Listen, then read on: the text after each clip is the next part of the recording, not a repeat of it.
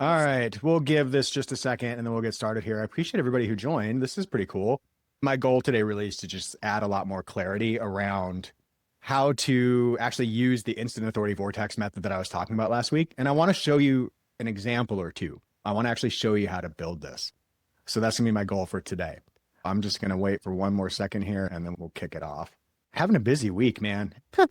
We got back from Growth Hacking Live and it was like immediately just thrown back into the fire. I don't know if anyone here runs a marketing agency or takes freelance clients on. And man, every day there's stuff going on. Luckily for us, we have an amazing team at our agency that handles a lot of the day-to-day client work, which is great. It allows me to travel and go to Growth Hacking Live and speak and do stuff like this. Big shout out to my team. They've been crushing it lately. And we've had 3 record months in a row. September is wrapping up as a record month for us right now. So I'm super, super happy about that and really proud of the work they're doing. Anyways, thank you. Thank you. Appreciate that. All right. If you're an expert, if you're a coach, if you're a consultant, if you own an agency, if you're an entrepreneur who would benefit from gaining some authority in your niche, if becoming a celebrity in your niche or developing some notoriety in your niche would benefit you, then this is going to be for you. My goal here today is to teach you something that when properly wielded is going to make you a lot more money than you were probably making with other methods that you've tried before.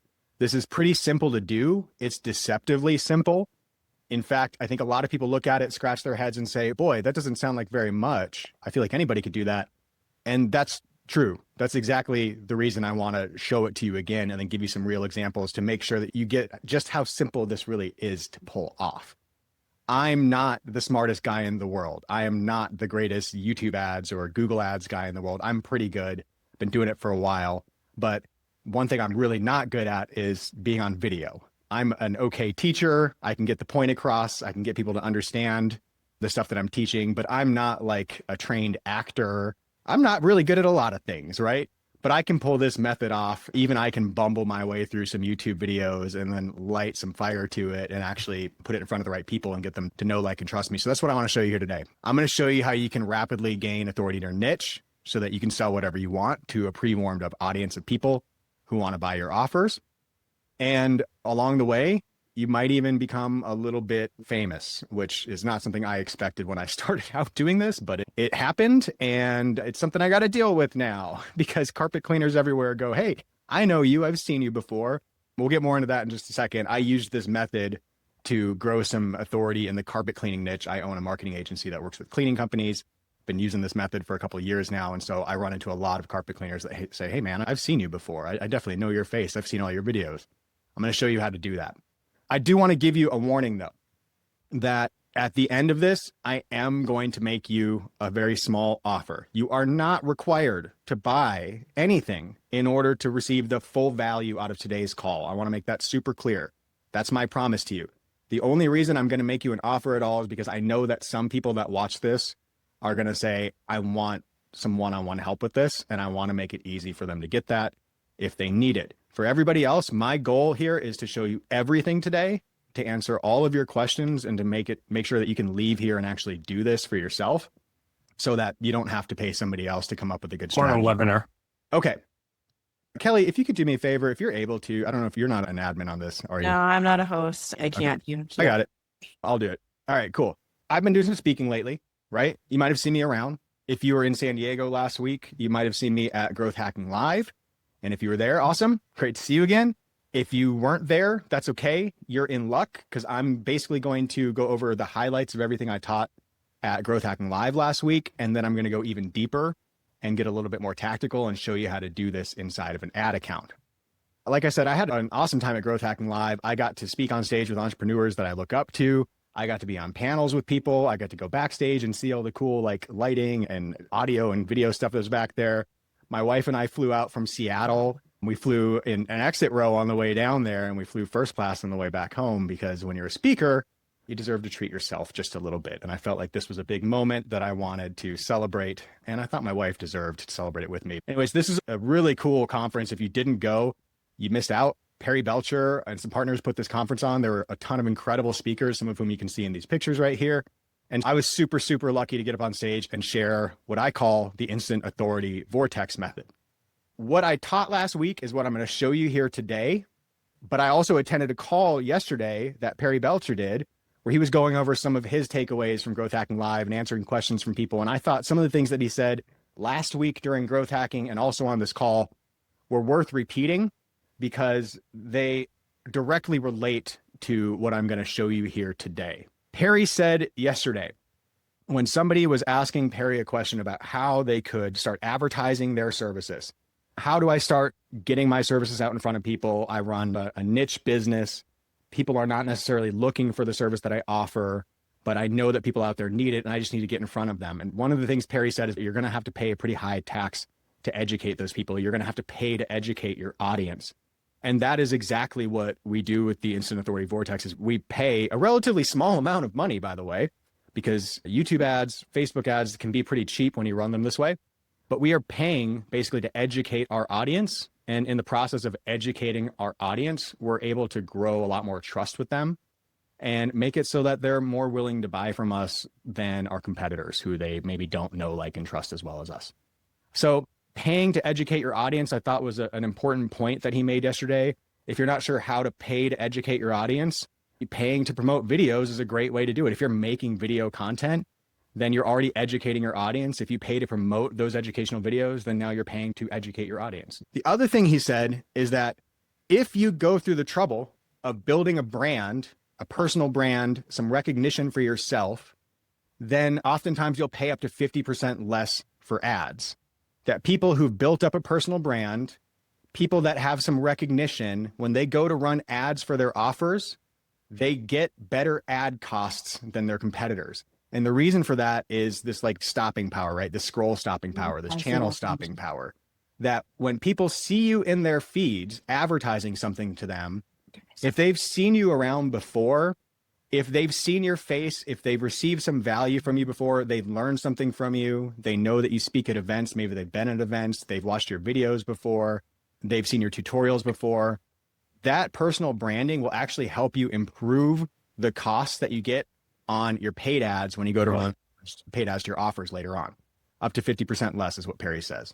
I think that's super important too, because I see it in my own numbers and I see it in the numbers for clients that I'm working with.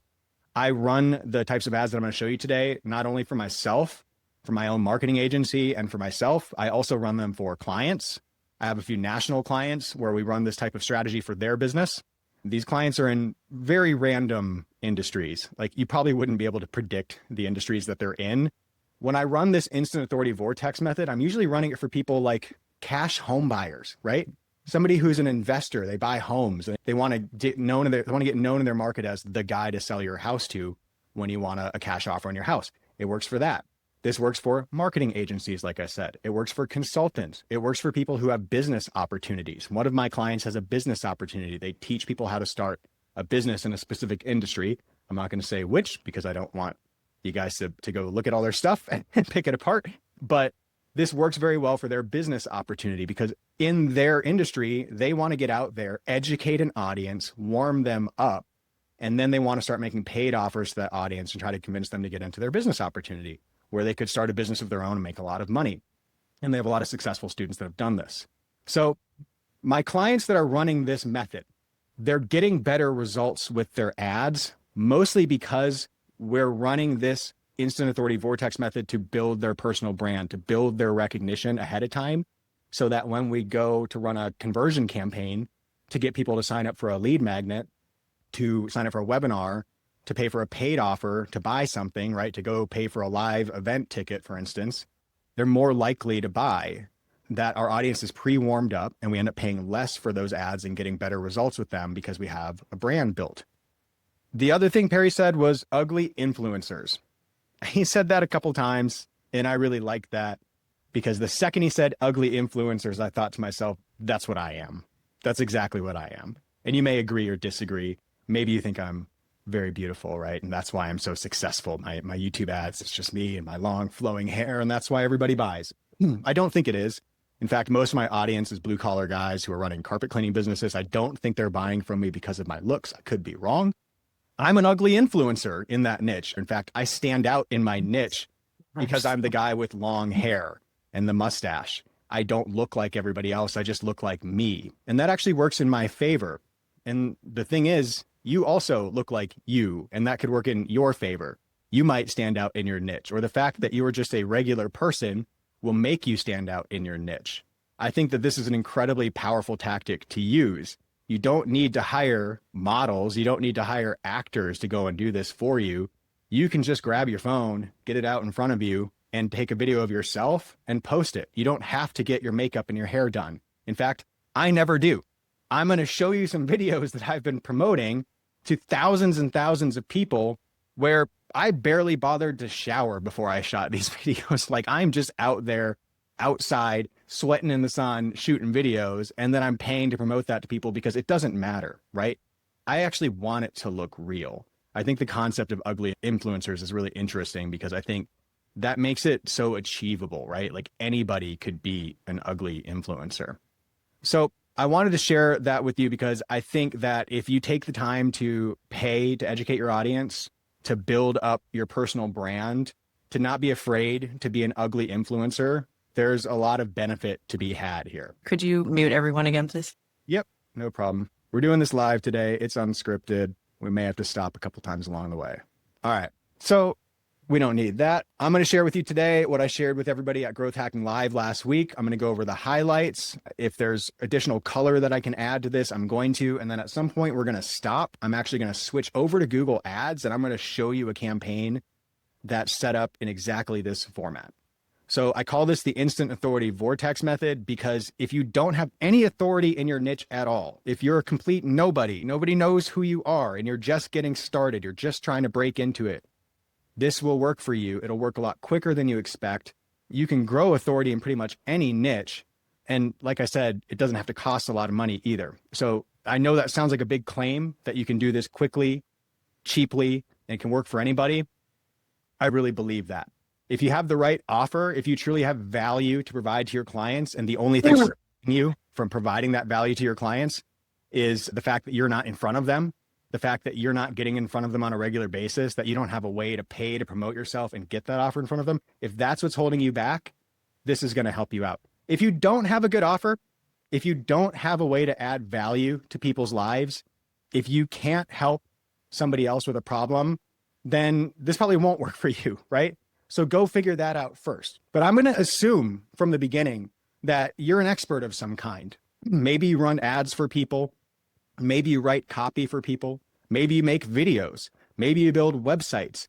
Maybe you do consulting on something else. Whatever it is that you do, I'm going to assume that you're an expert, that you have some way that you help your clients with your expertise, that they can get a good result in working with you. And your main goal is to just get in front of more potential clients so that you can work with and help more people. So a lot of people that want to get in front of more customers, more potential prospects, they just start making videos, or they just start posting on social media, or they just go out and start speaking. If you have the means to get on stages, absolutely go do that. That's a very fast way to build authority. When I first got started, I didn't have the means to get on any stages. When I first got started with my marketing agency, I was hoping to get in front of people who owned cleaning businesses. And I owned a cleaning business. So that was helpful because I could just go tell people, hey, I own a cleaning business. Here's what I'm doing for my cleaning business. Would you like me to do the same thing for yours? That was helpful, right? I had at least some authority to try to convince people to work with me. But most people who own a cleaning business would just go, Reuben, I don't know who the hell you are. It's cool that you did that for yourself, but I don't have any faith that you can do it for me. Unless you're going to do it for free or for super cheap, I'm out. So I got pretty frustrated with this early on, and I thought, I'll just start proving my value. I'm going to start making a bunch of tutorials and helpful videos, and I'll put those on YouTube, and I'll build up some authority to where people will say, you know what, that Reuben guy, man, he really knows a lot about building a cleaning business. He really knows a lot about running ads for a cleaning company. I should work with him. So I got started doing that. This was probably in 2020, by the way. So like in the pandemic, I'm sitting here, I'd sold my cleaning business at this point. I got out of the cleaning business because I was like, I'm going to go start this marketing agency and help cleaners. And I was like, all right, I'm going to make videos on YouTube, post them, and people are going to sign up once they watch my videos. This is going to be great. So I start making videos. I start posting videos on YouTube. I'm showing people how to run ads. I'm showing people how to rank on Google. and I'm getting a little bit of traction, but not a lot, right? Like a couple views on some of my videos, maybe 40, 50 views on a video, maybe 100. And I get really excited and think, all right, I'm about to go viral. Like I'm going to have cleaners calling me all the time now. And then nothing would happen. So I just kept making these videos and posting them and nothing was happening. I'm going to show you today how you can speed that process up. So instead of just making videos and posting them and hoping that something happens, I'm going to show you how to speed that process up by paying to promote those videos to your audience. I'll walk you through the actual videos that I'm using. I'll show you how to make a video of your own. I'll show you how to plug it into an ad campaign so you can promote it and then create this kind of vortex effect that we'll get into. And what's going to happen is that people are going to watch your videos, warm up, know, like, and trust you, and then they're going to be ready to buy from you.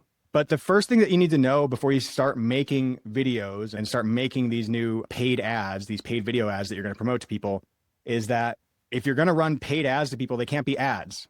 They've got to be content. So if you're like me and you started out making content, then you're in luck, because I was already making a bunch of content.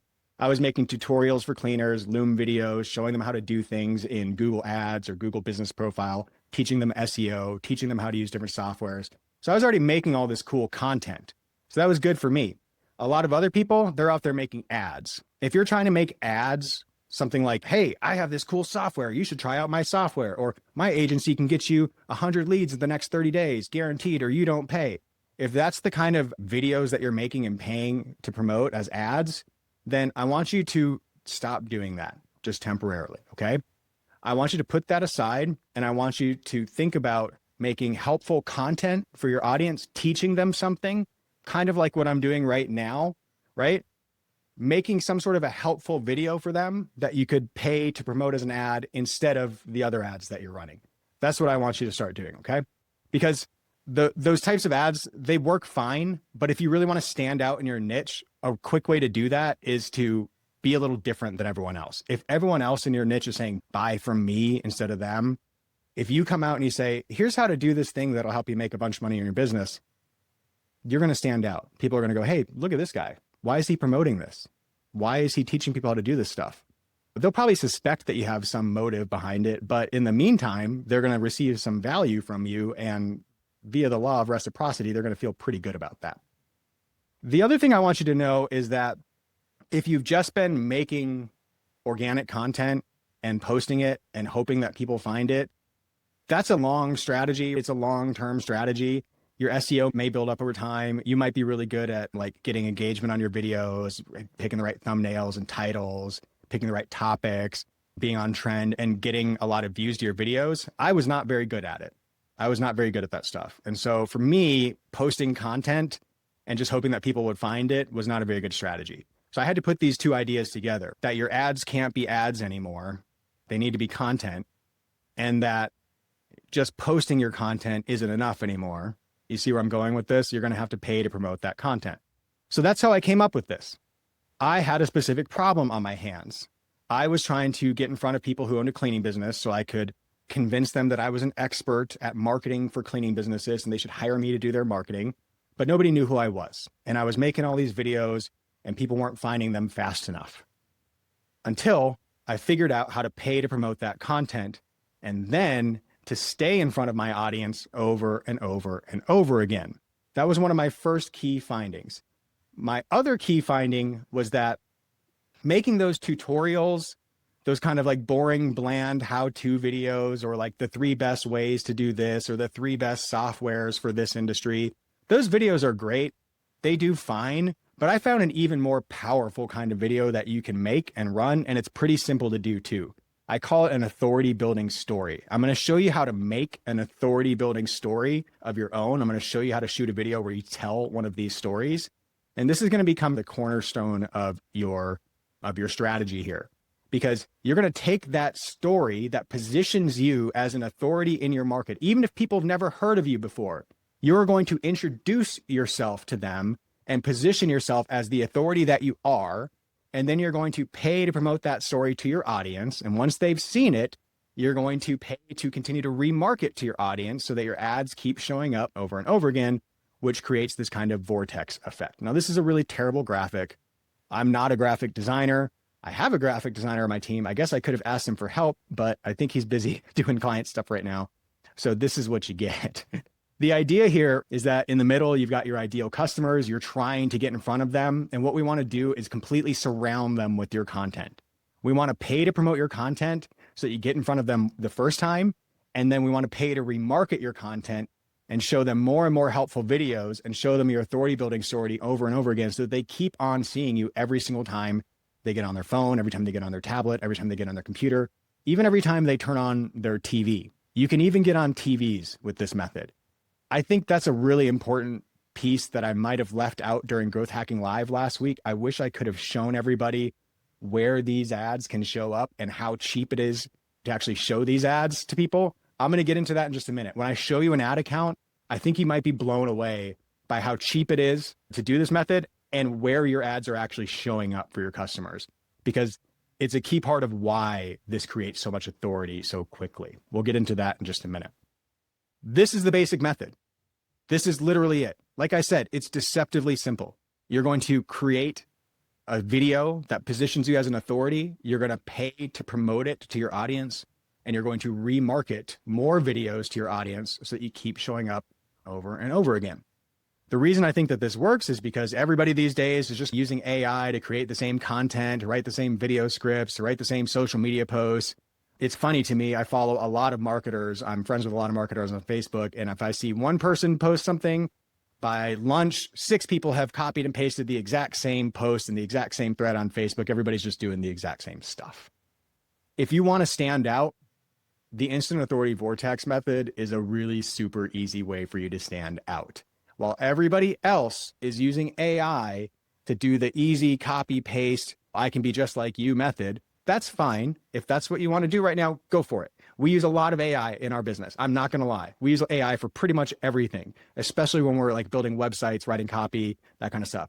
But when it comes to trying to position myself as an authority, I'm not going to rely on a bunch of copy and pasted AI generated posts to build my authority. That's not going to get the job done. There's a better way to do it. And usually it's going to involve getting yourself on camera, getting yourself in front of your customers and showing them who you really are. Being willing to be an ugly influencer. That's what's going to make you stand out.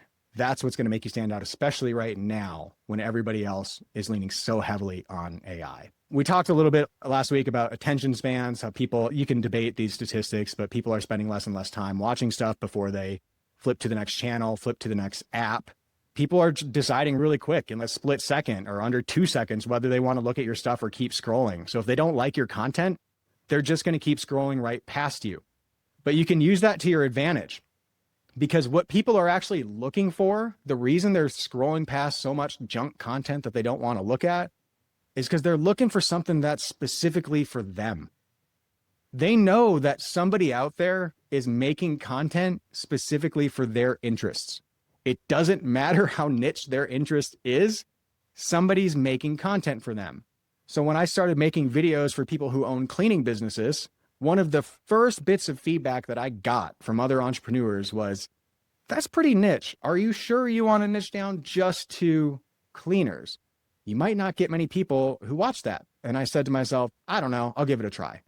Anyways, years later, what I found out is that there's 100% an audience of cleaners out there on YouTube who are watching these videos. I have 1,800 subscribers on YouTube right now. There's only 35,000 carpet cleaning businesses in the United States. I have 1,800 people who are subscribed to my YouTube channel, which is not a huge amount of subscribers, but from that very small channel and from the hundreds of views or thousands of views that these videos get, I run an entire marketing agency with 10 employees, and my wife quit her 6-figure job last year or 2 years ago to come work for me, all off of a little tiny niche audience of people who are watching videos on YouTube.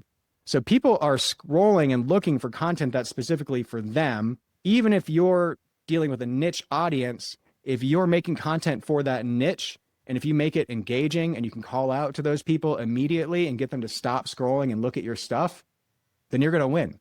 You just got to make stuff specifically for your audience. And by the way, I'm going to stop right here and I'm going to say, I use the word niche, right? Sounds like N-I-T-C-H. Somebody on my YouTube channel really didn't like this. And if you prefer that I use the word niche, that's fine. but I've already started using niche today. So I'm going to keep on using niche. If it bothers you, I apologize in advance. If it's a reason that you can't work with me because you don't like how I pronounce the word, also fine. Totally understand. Just want to address that. My buddy Kazem, who, if you don't know, Kazem is a famous marketer. He was on the Perpetual Traffic podcast. He ran the #1 Google Ads agency in the world, Solutions 8. He sold that company a couple of years ago. Now he runs a company called Pareto Talent. He runs AEO.co. Kazem's everywhere. He's a buddy of mine. He's in Driven Mastermind with me. The other day on Driven, I heard him say this, that in a post-AI world, authority is the only thing that really matters. And that stuck with me because in this AI world, where literally anybody in their dorm room can use AI to spin up a copy of your marketing agency, of your landing page, of your offer, and then they can improve it and look better than you, how the hell are you going to compete against that? How are you going to stand out? How are we going to stand out when everybody can just copy exactly what you're doing? You've got to develop some authority of your own so that people are coming to do business with you. If you can develop your own personal brand, if you can develop the authority in your space where people look at you as the expert, they look at you as the go-to guy or gal, that's really going to serve you.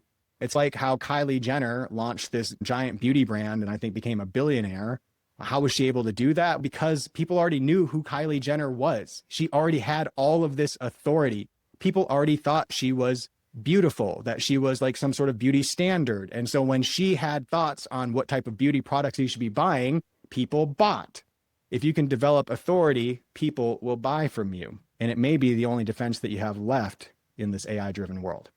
Like I said, I started out a couple of years back making videos in my basement, trying to get in front of cleaners. I wasn't very good at it. I was making a bunch of videos. I started making videos pretty much every day, by the way.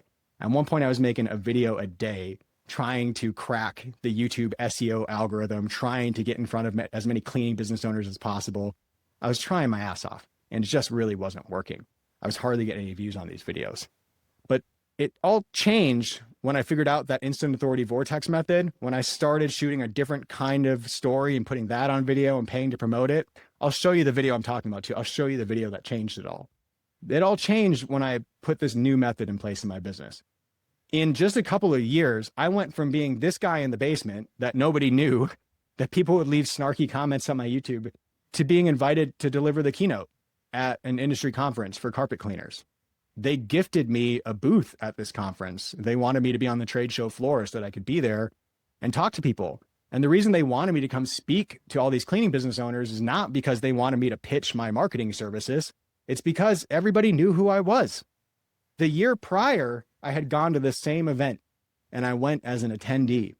I was making my YouTube videos. I was paying to promote them at that point. And I went to this conference as an attendee. And when I got to the conference, what happened blew my mind. It was one of the first times I really had real evidence of what was happening. I walked into this conference and like 30% of the people that I walked by looked me directly in the eye and made this sheepish, confused look and started to say, dude, I know you. I've seen you before. Dude, I watched all your YouTube videos. And I had conversation after conversation like that at this conference. And so the next year, when they did this conference again, they just asked me to deliver the keynote because it turns out a lot of people in the carpet cleaning industry have been seeing my videos. I've done an okay job of positioning myself as an authority. And as a result, I was able to draw a bunch of people into this conference who wanted to come see me speak, which was awesome. I had a really great time at that conference. I met some amazing people. We signed up some clients and we learned a lot. I've been doing a lot more stuff like that lately since developing some authority, since actually taking on a bunch of clients and growing my agency. I've been trying to get out more and more. I've been doing more and more speaking, and it's been going pretty well. About 2 years ago, I was able to convince my wife to quit her 6-figure job. She did project management for an airline, and she's great at her job, but I knew that she'd be even better at helping me with this company. So I convinced her to quit her job and come help me with this marketing agency where we help cleaning businesses grow their business with Google ads and Facebook ads and websites and SEO and all that stuff. And we also joined Driven Mastermind, and we get to go on cool trips and go on yachts with Perry Belcher. And I get to bring my son with to go watch me speak at different stuff. And so it's been a pretty cool experience. But to be honest with you, none of this would have happened had I not gotten out there and started developing that bit of authority, because nobody wanted this guy on their yacht with them. Nobody wanted him at their mastermind, and nobody wanted him keynoting their conference. So what changed, right? What actually changed? How did I really position myself with so much authority so quickly that everything in my life changed? I'll show you the actual video that I did. I'll show you the campaigns that I'm running, and then I'll show you how to build one for yourself. But I want you to think for yourself right now, if you're going to keep doing the exact same things that you've been doing, are you going to get different results tomorrow? Or do you think that maybe you're ready to try something new?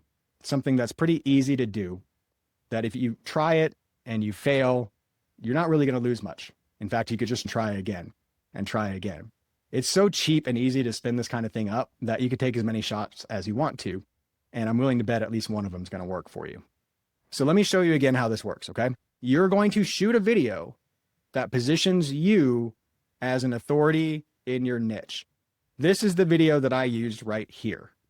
I can probably find it on YouTube really quick, but this video, exactly how I grew my carpet cleaning business faster and booked more jobs, is 15 minutes of me walking around with a selfie stick with my phone in front of me. I'm walking around in a West Seattle neighborhood where I used to live, and I'm telling a story about how I used to own a carpet cleaning business. And when I first opened my carpet cleaning business, I really struggled to book more jobs. I really struggled to get customers. And I went through basically every single hardship that a cleaning business owner would go through as they're starting a new business. That's what I talked about in this video. For 15 minutes, I basically told everybody how I used to own this cleaning business and how I struggled to get customers. And then maybe halfway through the video, 2/3 of the way through the video, I tell people about a turning point in my business, an aha moment, something that actually worked for me, something that clicked, a moment in my business where I actually started to win more customers. And you don't have to go watch this video to find the secret. The secret was I was running my carpet cleaning business. I was paying everybody else for leads. I was buying leads from Angie's List or from Home Advisor, from Thumbtack. I was running Groupons. I was paying all these other people for leads. And then I switched all my focus to Google. I got on Google Ads, I got Google reviews, I improved my SEO, and getting on Google to the top of Google blew my cleaning business up. That's what I discovered. So in this video, I share that story. I tell everybody how I struggled as a cleaning business owner, what I discovered that helped me. Then I tell them how it changed my business. I went from being a struggling cleaning business owner to hiring employees, putting multiple trucks on the road, moving 2,000 miles away from my business because at one point in my story, my wife loses her job, which raises the stakes because now I have this struggling cleaning business and we lose my wife's income and we have a new baby at home. Go watch the video if you get a chance. It's on YouTube. In that moment of pain, my wife ends up getting a job in Seattle and I end up having to move 2,000 miles away from my cleaning business. But because I discovered how to get a bunch of customers from Google and my business was growing so rapidly and I was starting to hire people, I was able to go from being this struggling cleaning business owner to being a successful multi-truck remote cleaning business owner, somebody who ran his cleaning business from 2,000 miles away, had employees clocking in at work in Wisconsin while I was living in Seattle. I tell that whole story, right? So it's a bit of a transformation. I share that story in a video. And then you might think that I have some sort of a big fancy pitch at the end of this video. I have some fancy offer and there's a guarantee and an offer stack. None of that at all. If you go watch this video, you'll see that I tell the story, all the pain and detail all the way up until the end of this video. And then maybe in the last 10, 20, 30 seconds, I say something along the lines of, and by the way, if you need help with your cleaning business, go to bookcleaningjobs.com and request time to speak with me. And that's it. That's my entire call to action. Very low key. The whole video is actually just me telling a story. I'm not pitching. I'm not telling them about my program. I'm not telling them how much it costs or how it works. I'm just telling them the story about the transformation that I went through with my business. And I'm positioning that getting on Google was the thing that changed it, but I'm not telling them all the details of how I run Google ads for cleaners and how much I charge for that. I'm not telling them any of that stuff. I'm just telling them the story about what happened to my business. And then I'm inviting them to book a call with me if they'd like to talk more about it. Then of course I have a funnel where they go book a call and I have a process for getting them to sign up for our marketing services.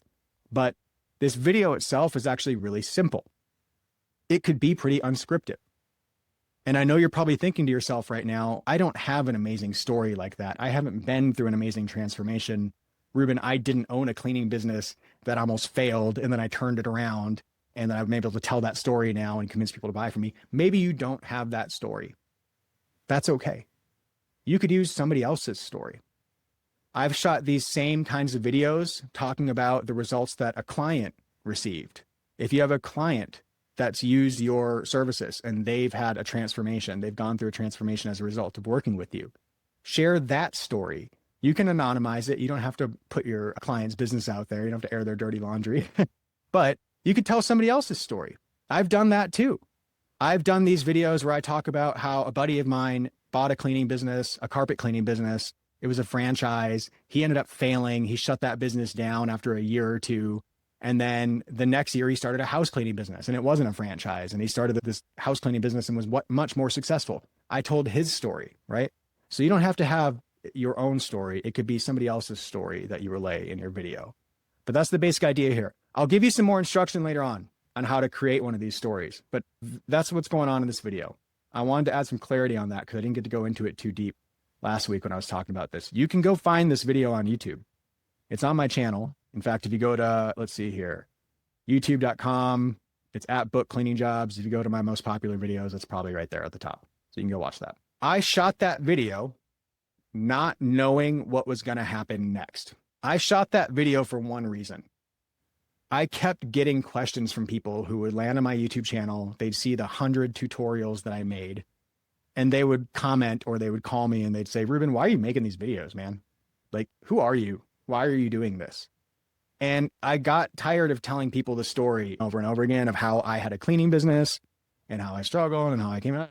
This whole story I just told you. I got tired of having that same conversation on the phone over and over. So one day I grabbed my selfie stick and I was like, I'm just going to tell this story on video one time and put it on YouTube since everybody's so interested in why I'm making videos for cleaners. And I'll just tell that story. And then I don't even know, I guess I'll just put a call to action at the end to book a call with me, right? And that's what I did. I shot this completely unscripted video where I just told that story about that transformation. And at the end I said, if you need help, book a call with me. And I shot it just because I got tired of telling that story over and over again. It was a really happy mistake, right? Sometimes you make little happy mistakes. I shot that video. It started getting more views than all of my other videos, just organically. I noticed right away that it was getting a lot of views.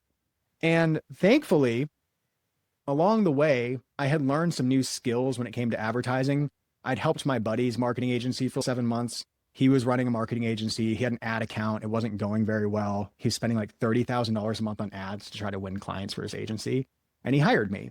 And that was one of the problems he wanted me to solve. It's like, fix my ad account, make it so that we bring in clients for our 30 grand a month instead of just wasting 30 grand a month.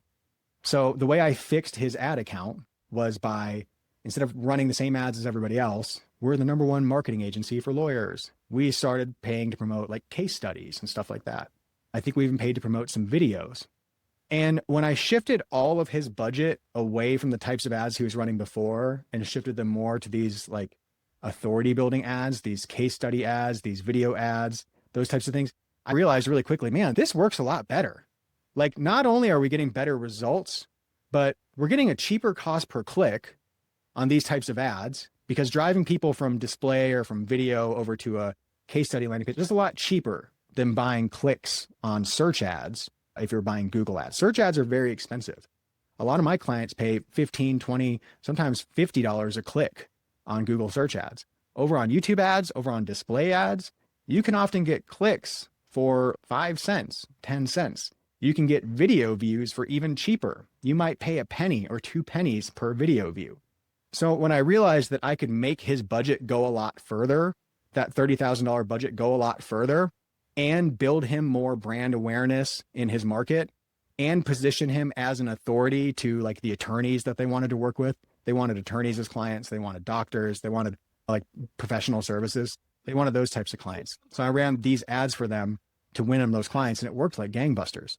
So I took all that knowledge and I brought it back to my little marketing agency. I had this cool video that I was like promoting on YouTube organically. And it occurred to me, why don't I just take this video and pay to run this as an ad? People seem to like this video. People are watching it. They're getting value out of this video. Why don't I just pay to promote that? I'll just make that my ad, because my other ads suck and they're not really working. And my organic strategy is not really working fast enough. So I'll just put a little bit of money behind this video and I'll pay to promote it. So that's what I did. I ran this ad. I paid to promote it to a bunch of people who own carpet cleaning businesses. It's very easy to target them on Google Ads. I can show you how to do something like that if you need to target a niche audience. And then once they saw this video, if I could just get them to watch the video for a few minutes, the next thing I would do is put them in a remarketing audience. And then I would show them more videos and more videos. And lucky for me, like I already had a bunch of videos on my channel at this point. I had been making all these tutorials. I wasn't getting any traction with them. But all of a sudden, I was able to take those tutorials, stick them in my remarketing campaign, and start racking up hundreds of views or thousands of views on some of these videos by just paying to remarket to them to all the people who watched my story video. So I was basically hooking them with my story, getting them to watch that for a few minutes or 15 minutes. In a lot of cases, people would watch the whole video. Then they would see all my helpful tutorials, and it really put the pieces together in their mind. And they went, now I understand who this Reuben guy is. He's a carpet cleaner. He's been through this. He was successful with his cleaning business. He makes all these tutorials to help people, and he wants me to book a call with him. Man, I'm going to work with Reuben. That's who I want to work with. And that's what started happening. I started running my ads exactly like this, paying to promote the story, remarketing with all my helpful content. And as people would watch those videos, cleaning business owners would watch those videos. They would like the videos, comment on them with questions, subscribe. They'd go implement that stuff that they learned in their business, how to use ChatGPT in their cleaning business, how to use high level in their cleaning business. They'd go implement that stuff and they would make money. They'd grow their business. And then they would come back to me and say, dude, I freaking love you, man. You share so much value on YouTube. I've learned so much from your YouTube channel already. I've already implemented all this stuff in my business over here. I've already grown my business up to this level using stuff I learned from you. And man, if I was going to work with anybody to do my marketing, it's going to be you because you've already helped me so much. So I'm sure you can see how this like completely changed my business. I no longer had skeptical people approaching me going, why should I buy from you, man? Why should I have you do my marketing? Now I had people who were genuinely excited to work with me because they'd already received some value and they already knew who I was before it ever came time to decide if they want to work with me or not, before I ever even made them an offer, right? I warmed them up before I ever even made them an offer. So I built that personal brand, which allowed me to run my ads and get a much better cost on my ads than other people would because I had the personal brand. That's basically what I did here. Just another way to look at it. You're going to take an authority building story. You're going to pay to promote it to your customers. You're going to remarket all your helpful videos to them. You're going to show up all over the place. They're going to see you every single time they get on YouTube. Every single time they're scrolling their feed, they're going to see you. If they're watching YouTube on their television, they're going to see you on their television. And you won't believe how many times your ads will show up on streaming TVs. You're thinking that you're running YouTube ads and people are seeing you on a little phone screen, or maybe they're seeing you on their Chrome browser, on their computer. A large percentage of people are seeing you on YouTube for TV. Can you imagine how big you would look to your audience if every time they turned on their TV, you were showing up as a commercial in between every single YouTube video that they watched? If every time they streamed YouTube, they saw you, it would start to feel like this. And that's, I think, how my audience feels a lot of the time. I talk to carpet cleaners on the phone. We do phone sales. That's how we sell our marketing services. Our whole funnel is watch our videos, learn, implement. If you need help, book a call with us and we'll help you with it. And when you get on the call with us, the number one thing I hear from people is this Reuben? I don't do my sales calls anymore. I actually have somebody else that handles them. But for 2.5 years, I did every single sales call, hundreds of sales calls with people who own cleaning businesses. The number one thing I would hear from them was, holy crap, is this really Reuben? Dude, I've watched all your videos. I see you everywhere. I can't believe I'm actually talking to you. Literally the response I would get. At first, when it started happening, I thought it was weird. I thought people were screwing with me. When I went to that conference and had 30% of the room going, dude, I know you. I've seen all your videos. It really clicked for me. I realized what I had done. When I started paying to put my face on everybody's TV screens, phone screens, computer screens, every time they logged into YouTube, if you owned a cleaning business, you were seeing me constantly. And I've been running these videos for years. So you've probably seen me around over and over again for years if you own a carpet cleaning business, to the point that you might even be a little frustrated, like you're sick of seeing me. And that's okay. There's a big benefit to running these kinds of ads. You can get in front of your audience over and over again, but there's obviously the chance that people are not going to watch your content, right? Like they're going to see you over and over again and they're just going to hit skip because they're sick of seeing you. That happens. So I want to show you two things that I think will help with this. The first one is that if you can just hook them and convince them that the content they're about to see is useful to them, you'll get more people to stop and watch it, right? So if I was trying to make videos for carpet cleaning business owners and I wanted to have this effect on them, I wanted them to see me everywhere and know that I was talking to them. The first thing I would say in my videos is, hey, if you own a carpet cleaning business, so that I can hook them immediately. I would do that immediately so that people know the content is for them. If you can just hook people and get them to watch for a minute or two, or even for a few seconds, they'll watch your video for longer. If you can get them to watch a short couple of minutes, you can get them to watch 45 minutes. You can get them to watch an hour. Mr. Beast does this with his videos. If you ever watch a Mr. Beast video, you might notice that the first 30 seconds is kind of like a preview for the rest of the video. He's selling you on why you should watch the rest of the video. If you can create a really strong hook in your ads, if you can create a really strong hook in the first few seconds of your videos, call out to your audience and get them to watch it, you're going to get people to watch you not for just a few seconds or for a few minutes. You'll literally get them to watch you for 45 minutes, for an hour. And the more time people spend with you, the more they'll warm up to you, the more they'll get to know, like, and trust you. There's this whole concept of the 7-11-4 rule, and I'm going to butcher this terribly. We'll look it up. This is what we'll do. We're live right now. 7-11-4 rule. Let's see what the 7-11-4 rule is.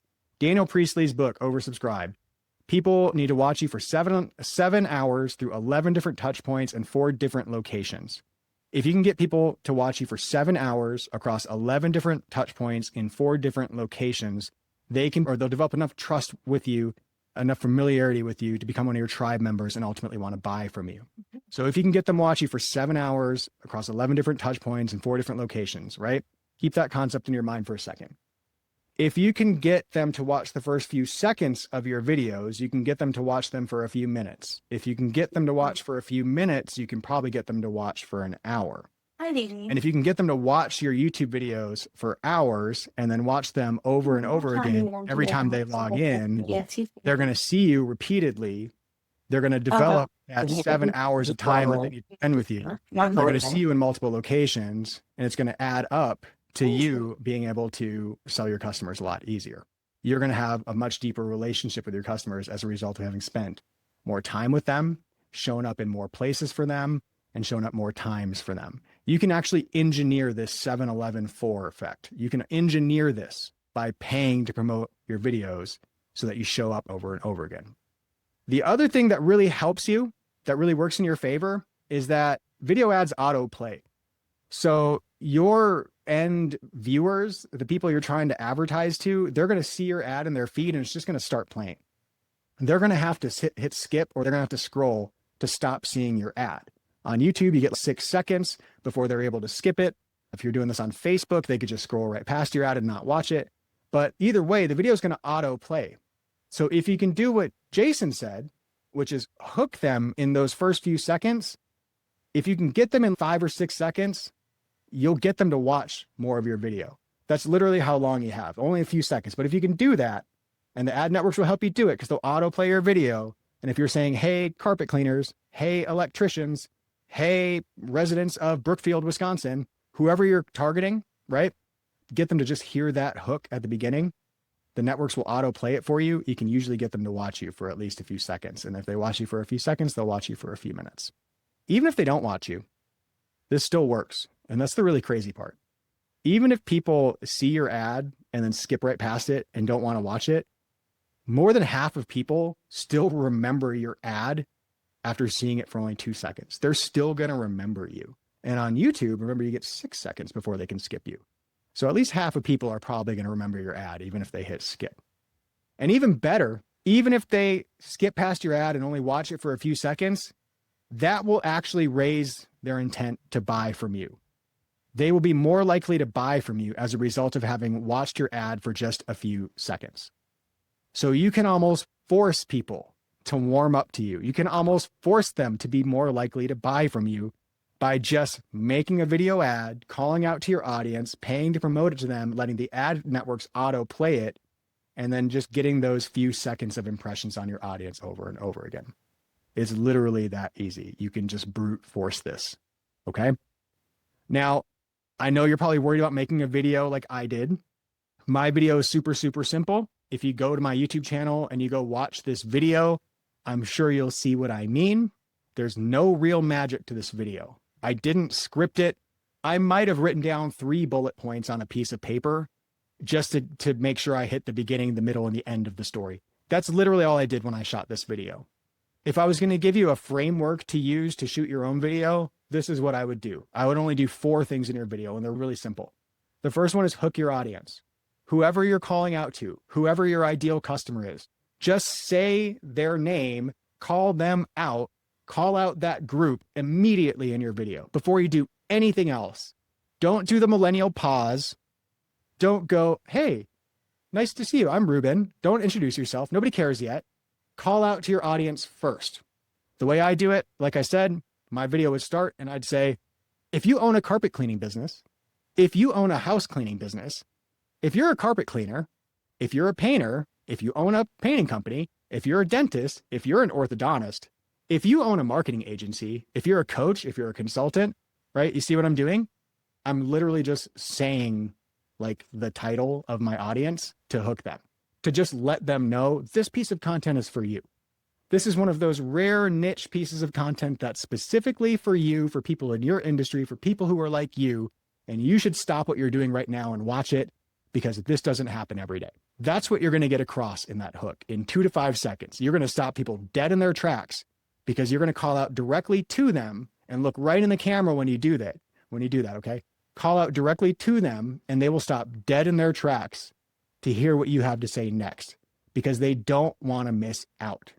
They don't want to scroll past it and miss something that their competitor might know. Even if they think they already know what you have to offer, even if they don't really trust you, they still want to know what it is that you're going to say next just to make sure they're not missing anything. So just hook them. That's all you got to do. Hook them. And you'll get them to watch for a few seconds. Now, the way that you get them to watch for a few minutes, the way you move from hooking them for a few seconds to watching for a few minutes is to immediately start telling them a story. You need to get their guard down. People have their guard up when they are on the internet. They believe everybody's trying to sell them. And especially you, Mr. Advertiser, Mrs. Advertiser, you're definitely trying to sell people, right? That's why you're paying to run ads to people. So they have their guards up when they're watching your ads. And I found the easiest way to get people to put their guard down is to just start telling them a story. And there's probably something like human about this. There's probably something ancestral about storytelling and how human beings listen up and their ears perk up when they hear an interesting story. All that stuff is probably true. I haven't done all that research for you today. You can feel free to read Sapiens or some other book if you want. But all I know is that people love listening to stories. And so if I can hook somebody and then start telling them a story, they'll usually stop and listen to that story to see what's going to happen. Even if they think they know what's going to happen, they keep listening to the story because they want to know what's going to happen next. So hook them and then get into a story immediately. If you go watch this video, that's exactly what I do. I call out to carpet cleaners and then I start telling them the story about how I used to own a carpet cleaning business. Share a story, spend most of your video doing that. 90% of your video should be this story.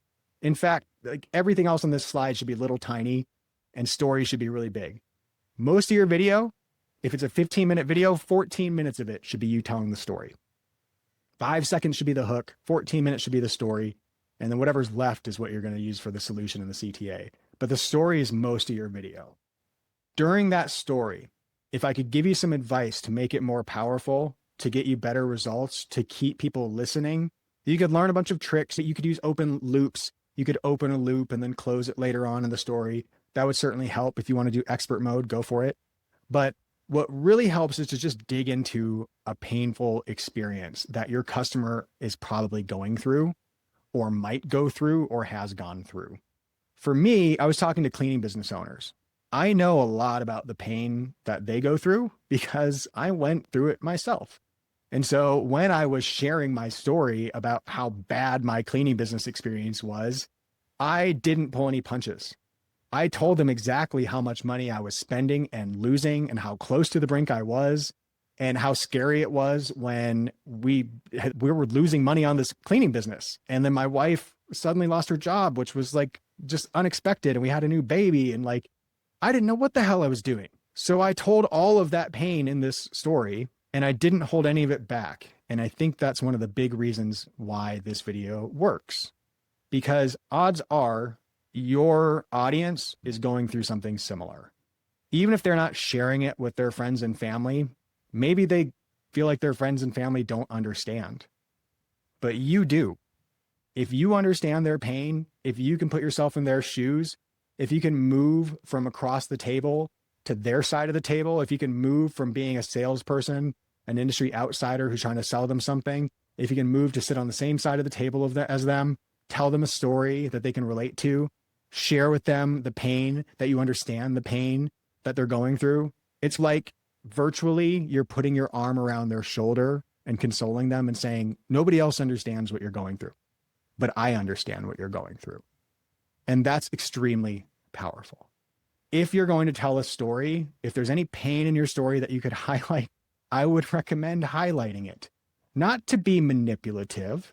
If you didn't truly go through any pain, if your clients didn't truly go through any pain, then maybe don't make stuff up just to try to sell people. I genuinely went through a painful time with my cleaning business. I almost lost all of my money, right? I almost lost everything because of this cleaning business. So I shared that pain. And because I shared it and I have that shared pain with my audience, they really related to me. If you can do that in your story, you'll have a lot better success. So don't hide all the ugly details. Don't hide all the bumps and bruises and scrapes that you got along the way. Highlight that. Tell them all about that part because they're probably going through that part right now. And the fact that you understand it and can relate to it, that's going to make you a rare person in their world. And they're going to feel so close to you that when it comes time to want to work with somebody, to reach out to somebody for help, they're so much more likely to want to work with you because you get it. That's why people hire me to work with their cleaning businesses, because I can relate to their pain and I can give them advice that's based on what they're really going through, not what I think they're going through as some marketer trying to sell them something. So dig into that pain. Spend most of your time doing that. Then at the end of your video, of course, you're going to want to position some sort of a solution for your clients. You probably have something to offer. Maybe you offer a free consultation. Maybe you offer a webinar, maybe you offer a workshop, a course, maybe you offer to run people's ads or do their SEO or build them a new website or hook up their CRM. Whatever it is that you do to help people, I would introduce that solution, but I wouldn't try to sell it.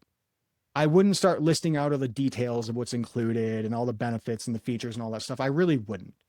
I would position that solution as the thing that helps wrap up your story. Like, this solution should be the thing that helps you get past the climax in your story. Like when you discovered this solution, this is what led you from failure to success.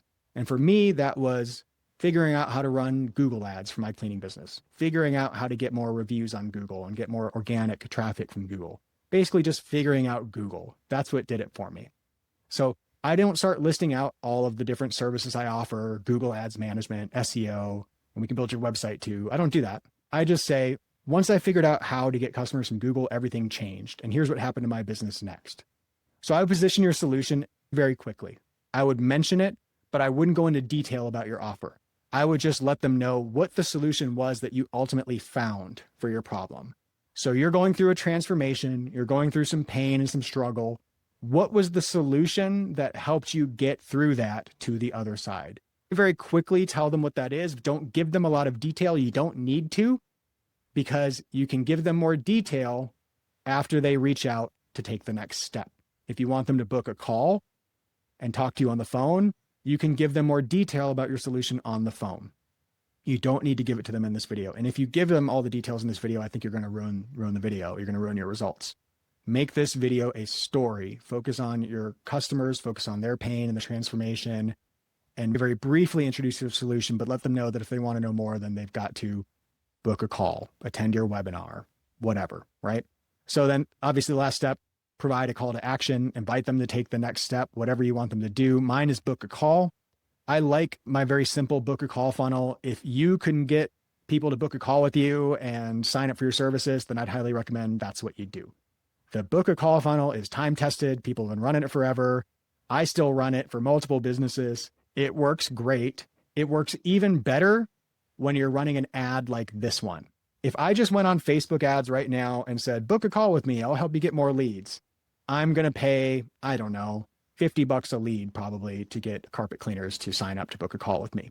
If I take this video right here, and I'm doing this right now, if I take this video right here and I run this as my ad, and then I get people to book a call with me, I'm getting people to book a call for under $10. Significantly better cost per lead as a result of using this type of creative. I take the exact same video and I run it on YouTube ads, and we get a lot of people booking a call through my funnel on YouTube ads. You don't have to go into detail about your offer in the video. You can handle that on the call. Just get people to click through your link, go to your booking page and schedule with you, and you can tell them all about the offer later. That's my very simple funnel. That's what I use. You can also run this funnel with a webinar. If you have a webinar sign-up page, an evergreen webinar, one of my clients does this. They spend, I think, $10,000 a month just running YouTube ads to a webinar funnel page. Their ad is similar to this. They tell some stories, they position themselves as authorities in their market, and then they mention that there's an upcoming workshop that you can attend. It's free, where you can learn about this opportunity. And then we run people to a workshop sign-up page where they can sign up for free. And then from there, they could become a paid customer as they go deeper into the funnel. This works for multiple types of funnels, but I know for damn sure that it works for the book a call funnel, and I consistently use that for myself. So if you're the kind of coach or consultant or somebody that would like people to book a call with you, highly recommend that you do it that way. You're going to take these. Yep. We have a couple questions in the chat. One is there an ideal length to this type of video? Great question. No ideal length other than long. Don't make it short. Don't make it 5 minutes. Don't make it 7 minutes. I wouldn't even make it 10 minutes. I would shoot for minimum 15 minutes. If I can get 20 minutes or 45 minutes or an hour, even better. It depends on what you're talking about in your video. Obviously, some topics they don't warrant being dragged out for an hour. If you can't drag it out for that long, don't do it. But the longer, the better. Because the more time people spend with you, the more you're honoring the 7-11-4 rule, getting people to spend time with you. The longer you watch your video, the more time they spend with you, the more they know and trust you, the more they warm up. It kind of deepens this parasocial relationship. So I'm going to use that word parasocial to describe what happens here. When people see you on YouTube and they see you repeatedly and they watch you teaching stuff and they've seen your face and you're showing up over and over again, it's like when you see your friends on social media. You have friends probably from high school that you haven't seen in years, but you see them on social media all the time. And so you feel like you're still really close friends to them. Why do you feel like that? Because you see them all the time on social media, not because you were just at the pub with them, right? You just see them on social media, which keeps their face in front of you. It keeps that relationship going. So it's a parasocial relationship at this point. When you, or parasocial, I guess, would be when you have that relationship with somebody that you don't even really know in real life. Okay. So maybe you have somebody like that.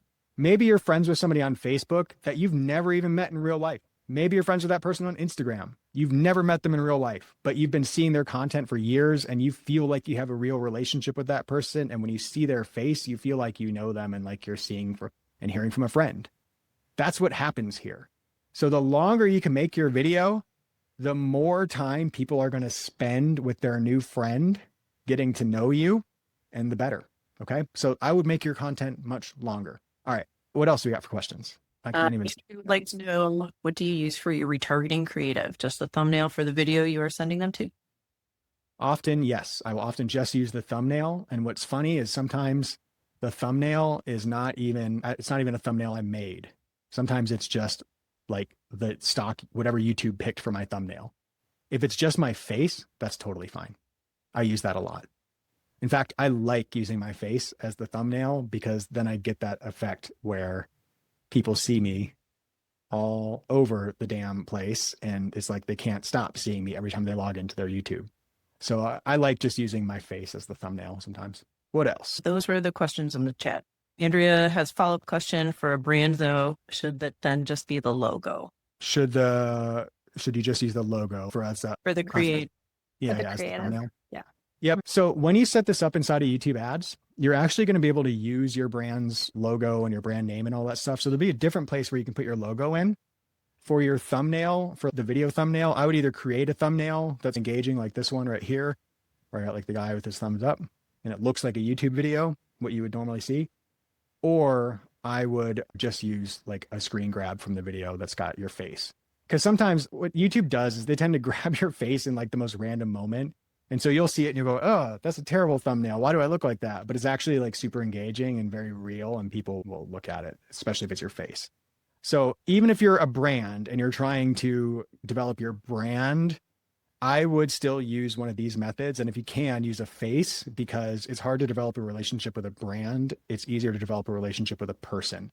And I know that's a fine line, that a lot of people are nervous about putting their face on their brand, because then does your brand have any value if it's tied to your face? If you're the dancing bear, what value does your business have when you stop dancing? I understand those arguments, and I think there's a lot of truth to them. I also think that a lot of people are not making nearly as much money as they would like to be. And if it means putting your face on the brand in the meantime until you can start making a lot of money, then I'm all for it. So you decide what's right for you. If you feel like putting your face on there is not in keeping with your brand, don't do it. If you're cool with it, I would highly recommend doing it. Okay. Couple more questions came in. What kind of budget do you need to start? And do you ever run these video ads on Meta or just Google and YouTube? Yeah, I run them on both. I like Meta and YouTube. The reason I like YouTube a little better is because Google ads and the YouTube ads has very highly customizable targeting. You can reach an extremely niche audience, or niche audience if you prefer, using YouTube ads. You can get very specific. Like if you need people who own a specific type of business, a cleaning business, an air duct cleaning business, a rug washing business, you can do that with Google and YouTube ads. On Meta, it's a little bit more difficult. So if you're going to run these ads on Meta, you have to think through your audiences and whether you'll be able to target them efficiently on Meta. If not, you might want to go over to YouTube and start there. And then what I would do is drive your traffic to a landing page if you can, put a Meta pixel on that page, and start building a remarketing audience in Meta so that you can use your YouTube, your highly targeted YouTube ads to get in front of the exact right people. Then move those people over to a remarketing audience that you could serve on Facebook. That's how you can beat Facebook's targeting limitations. So I can't target cleaning business owners very easily on Facebook using their targeting. You can do it with broad. I can do like broad targeting. There's some things you can do, but I can't go into Facebook ads and say, show my ads to people who own cleaning businesses. There's just not an option for that. But over on Google and YouTube, I absolutely can. I'll say that again. Okay. Because Google ads and YouTube ads have much better targeting, you can target a niche audience on Google and YouTube ads, and you can't do that as easily on Facebook. Facebook gives you all the interest groups. They give you all these like kind of stock groups that you could target. If you can't find good targeting on Facebook, you're not able to target your audience efficiently on Facebook. Start with Google and YouTube. Hyper target your audience there. I target cleaning business owners. I'll show you how I do it in just a minute. Actually, I'll just tell you now. So the way I target cleaning business owners, I use something called a custom segment inside of Google Ads. I'll show you where that is later. I make a custom segment of people who've been to cleaning business supply websites. For instance, I might target people who've been to ncapstore.com. I'd make an audience on Google Ads of people who've been to ncapstore.com, or people who've been to TMF Store, which is another supply shop for people who own carpet cleaning businesses. So I know if you've been on one of these websites, you probably own a carpet cleaning business, right? There's no other reason you'd be going here. So I make an audience of these people on Google Ads. I show them my YouTube ads via the Google Ads platform. And then that's basically how I show cleaners my video ads. Another thing I do is I know what software a cleaning business uses on their phone. A lot of them they use House Call Pro. So I target people on Google who have House Call Pro installed on their phone. If they have the House Call Pro app on their phone, or if they've been to housecallpro.com, I assume they might be a cleaning business owner, and I show them my ads. So that's why I like Google and YouTube, because you can hyper target like that. You can't do that on Facebook. If you could, it'd be amazing, but you can't. So how I get around that is I build all these cool custom audiences over here on Google I show them my Google ads, I show them my YouTube ads. And if I can get them to click on one of those ads and they go to, let's say they go to this landing page right here, or they go to this landing page right here, or they just go to my homepage, there's a meta pixel on all these pages. And now I can add all these people to a remarketing audience in Meta. I know they're probably cleaning business owners because of how I targeted them in the first place on Google and YouTube. I know I sent a bunch of cleaning business owners to these pages. Now I've built a Meta remarketing list of all those cleaning business owners. And now I can go into Meta and use that audience to start powering my ads. You could use the remarketing list, or you can make a lookalike audience in order to show those ads to other similar people. Does that help? Cool. Okay, let's see here. Assuming the pages are both, yep, Google and Meta pixels, yep. Okay, I think we're safe to move on. These are really good questions. We're getting just a little bit ahead, and that's okay because I know that you guys are excited to learn like how to actually build one of these. And I think, honestly, I think we're to that point. So let's go ahead and open up an ad campaign. I'll show you how I built one of these in Google Ads, which is what powers YouTube ads, by the way. If you want to run YouTube ads, you're going to do it via the Google Ads platform. So same thing, okay? I'm going to show you how to build one of these campaigns. I'll show you one that I already built. I'll show you the audiences that I used. I'll show you the creative. And this is a different example. This is not a cleaning business example. So hopefully by showing you another example, a different one, it will help make this more concrete. So on YouTube ads, what I'm trying to do is show people a video about the Instant Authority Vortex Method, about this method right here. That's literally what I'm doing. Let me, oh boy. All day long, we've been logging into Google Ads and running into like red screen, red arrow of death. Give me one moment here and we'll make this work somehow. Okay. Inside of Google Ads, I created a campaign. My goal with this campaign was to show a video to people who were going to attend Growth Hacking Live. Growth Hacking Live was a conference in San Diego last week. I wanted people who were maybe attending that conference to see my ad on YouTube before they got to the conference in hopes that when people got there, they would know who I was. Maybe they've seen me before. Maybe they've seen one of my videos around. They're not really sure why. And that maybe this would help me get more people to show up to my talk. And I think it worked pretty darn well. Basically, I shot a video. I'll show you that video. Oh my God, it's not going to work. This is like the worst time ever. I'll have to switch to a different account. So I shot a video. This is one of them. This one's in my car.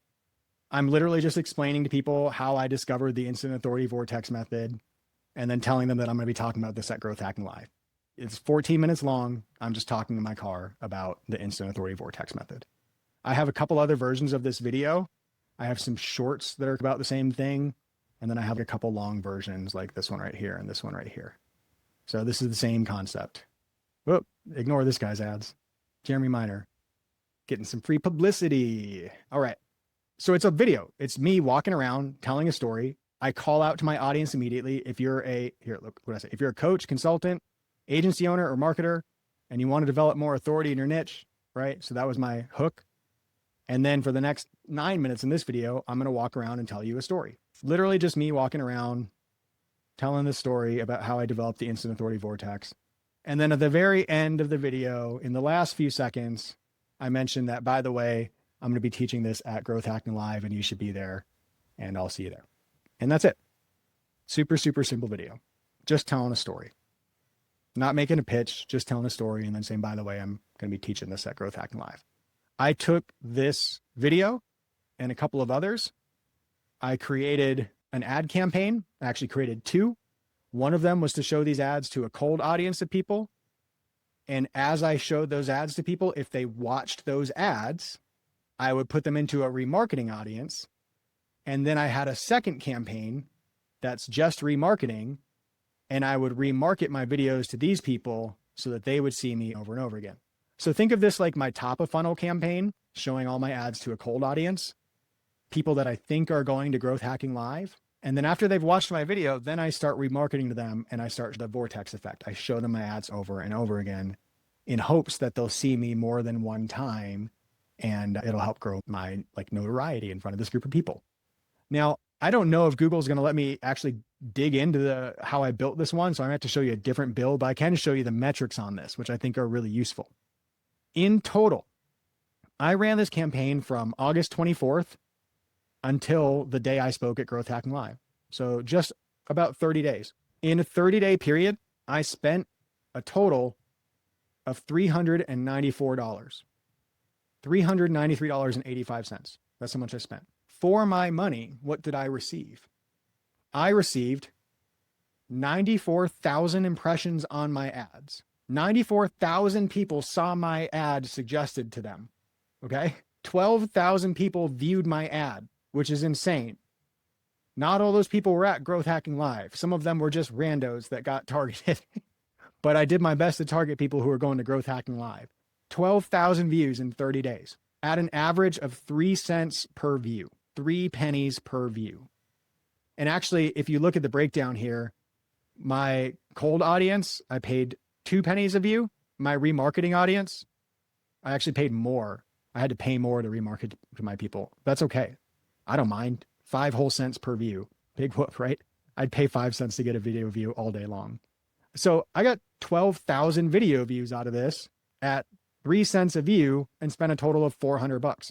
On average, people in my cold audience saw me about 1 time. People in my remarketing audience saw me about 2.5 times.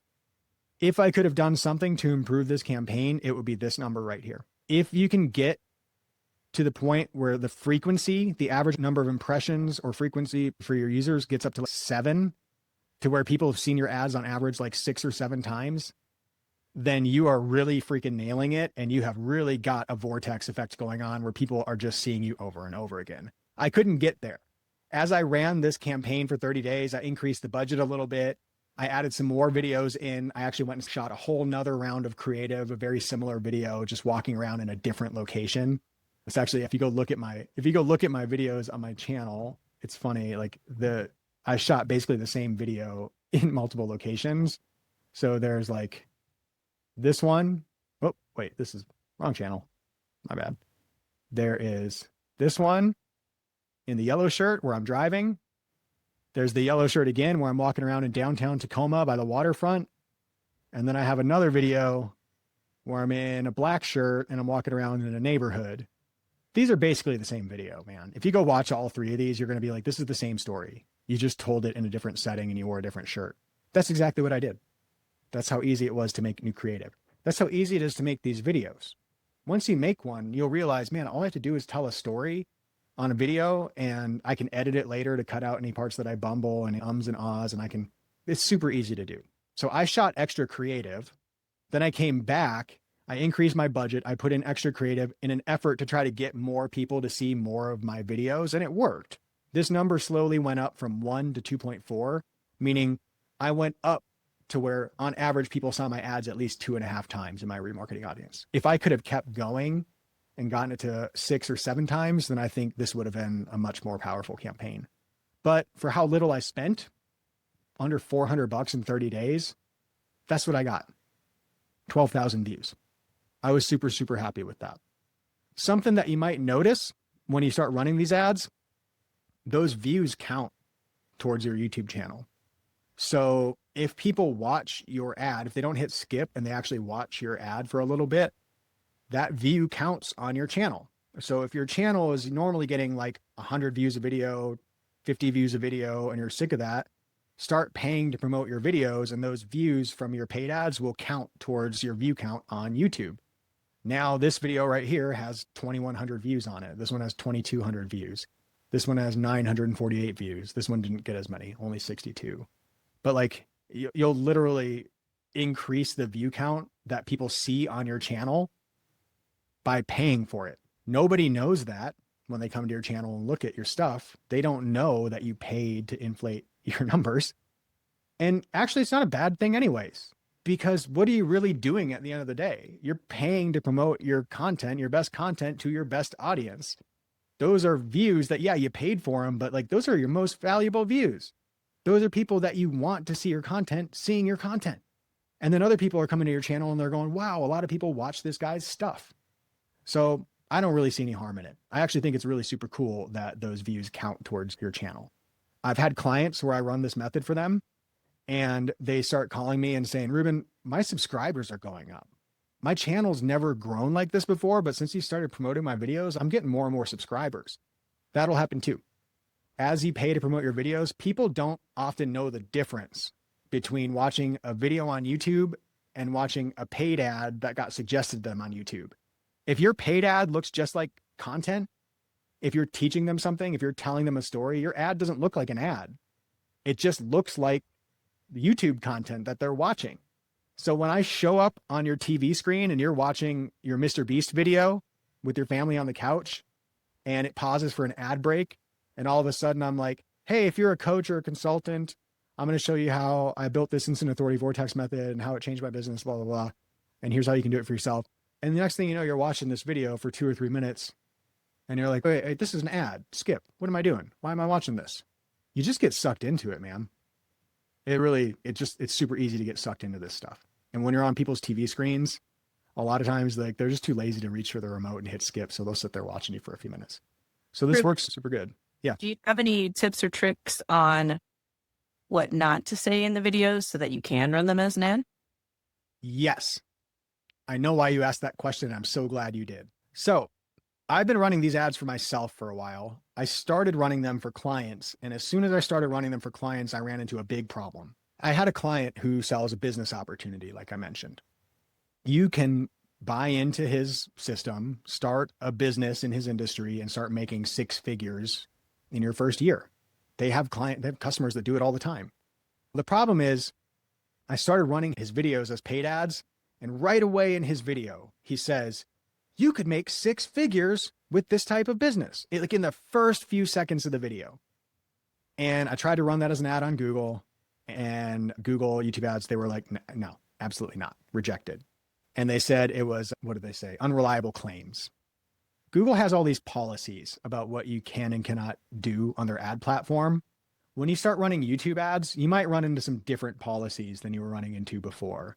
One of the policies I run into all the time is unreliable claims, misrepresentation. There's a couple others, but the general idea is that Google doesn't like something you said in your video. It's too sensational. You're making a big, bold claim that Google doesn't think you can back up. Even if you have evidence, even if you've gotten that result for somebody and you can point to it and say, here's the result, I got it for them. A lot of times Google says, we can't let you run that ad. I'll give you a good example. On my channel, on the Book Cleaning Jobs channel, I have some ads that are like case study ads. I don't even know if I'd be able to find one really quick right now, but they're case studies where I basically tell people how one of our clients grew his business to $50,000 a month or $30,000 a month. The problem with those ads is that in that ad, I say something like, my buddy Simon grew his business to $50,000 a month. And as soon as I say $50,000 a month, Google flags it and they won't run the ad for me. One of the things I found that will get your ads flagged every time is like a specific dollar amount, especially if you put it early in your video. So if you're going to make one of these types of videos and run it for your clients, try to avoid making money claims. Don't use specific dollar amounts if you can avoid it. And I know that kind of waters down your message. A lot of people, they want to make those claims, especially if they can back it up, right? Like my agency kicks ass.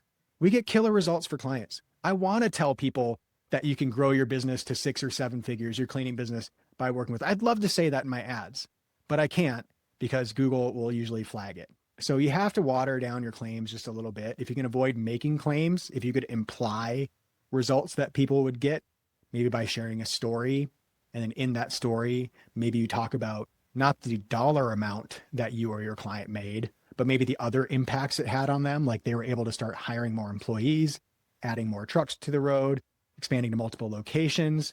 Those are all things that imply somebody's making more money without you saying make more money. If you can avoid saying make more money, avoid it. There's other things that you could probably say in your video to get flagged, but that's the one that's given me the most grief recently. So I would avoid doing that. Can you say percentages instead of a dollar amount, or will that still get flagged? Can you say what? Percentages, like double your business? I'd be careful. Just to be honest, like I wouldn't. If you're going to shoot creative like that, go ahead and shoot a watered down version too. Just go ahead and shoot it at the same time. Because what you don't want to do is spend an hour shooting and editing a video, then uploading it to YouTube just to get rejected. And then you're like, shit, now I'm stuck. I can't do anything. I would shoot a video that makes the claims that you think you'll get past Google.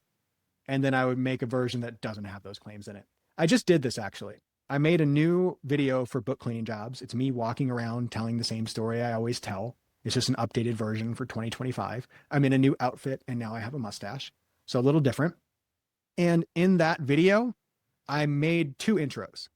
In the first intro, I do my call out, my hook, and then I shared some client results, some specific dollar amounts. I'm testing this. I have a strong feeling Google's going to reject it, but I put them in there anyways because I wanted to test it and see if I could get it past Google. And then I shot the exact same intro. Before I went and told my story, I just reset and shot the intro again. I was just like, all right, let me start over. If you own a carpet cleaning business, and then in that next one, I removed all the claims. And I just said, if you want to grow your carpet cleaning business, add more trucks, hire more employees, and win better customers, stick around and watch the rest of this video. But I didn't say how much money you could make. I didn't say how much money this other guy made. I made no claims money-wise at all. So that's what I would do. Shoot like 2 versions just so you have something that's usable in case your video with claims gets rejected. It was also pointed out in the chat that don't include commercial music, which is a great tip. Great tip. I don't include music at all. I actually do almost no edits. My videos, if you go watch them, it's like me walking and talking with captions. That's it.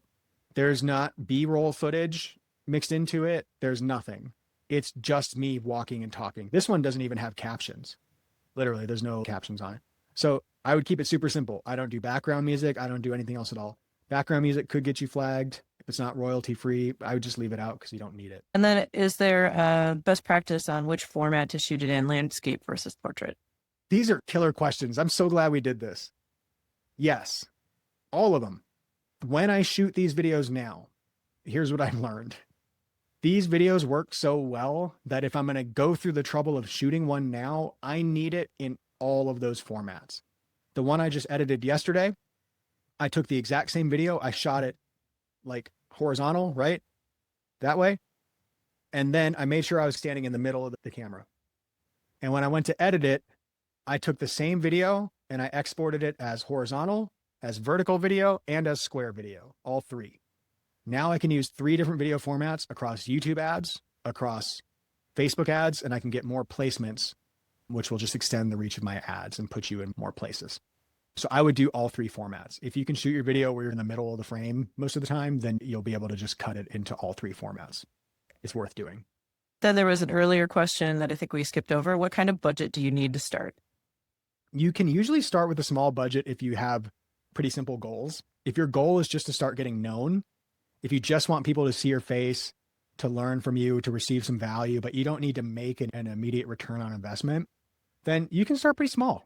I think I started at $5 a day on my first video, like discovery, video awareness type of campaign.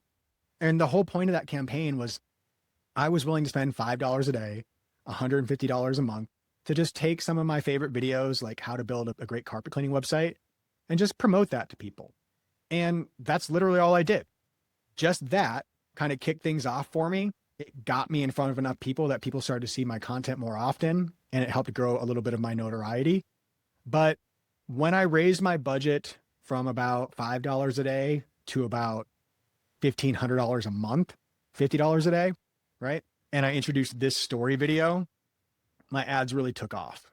If I were going to start over now, I would probably start with a budget of around $1,000 to $1,500 if you're working with a really niche audience, right? Cleaning business owners, plumbers, something like that, dentists. You might be able to start with a small budget.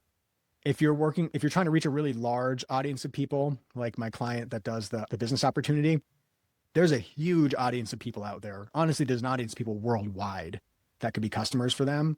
So for them, they spend 10 grand a month. And honestly, they could spend 30 grand a month. They could spend 50 grand a month. The thing with these types of ads is when you start running these ads, there's almost no limit to how much you could spend. If you're running Google search ads, a lot of times, like I run Google search ads for local companies. We spend $2,000, $3,000, $5,000 in a local market like Cincinnati. And sometimes we run out. There's no more people searching for carpet cleaning or house cleaning. I can't buy any more ads, any more search ads. We're just out of headroom.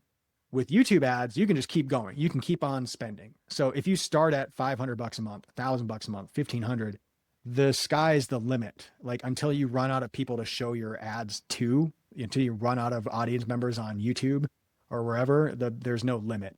But I would start with a healthy enough budget that you could actually make some money.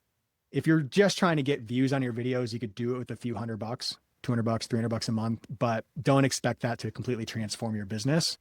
Once you get something that's working, once you notice that one of your videos like this one starts taking off, increase your budget. I just put this video on Facebook the other day. I ran it for the first time in a year. I don't run this video on Facebook all the time.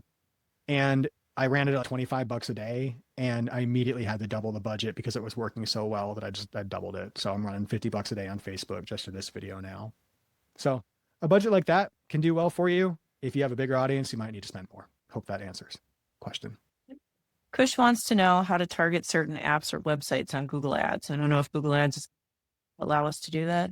I hope so. So what I'm going to do is just log into a different account, one that is not dealing with this verification issue that I've got on the search party account, the Reuben Rock account.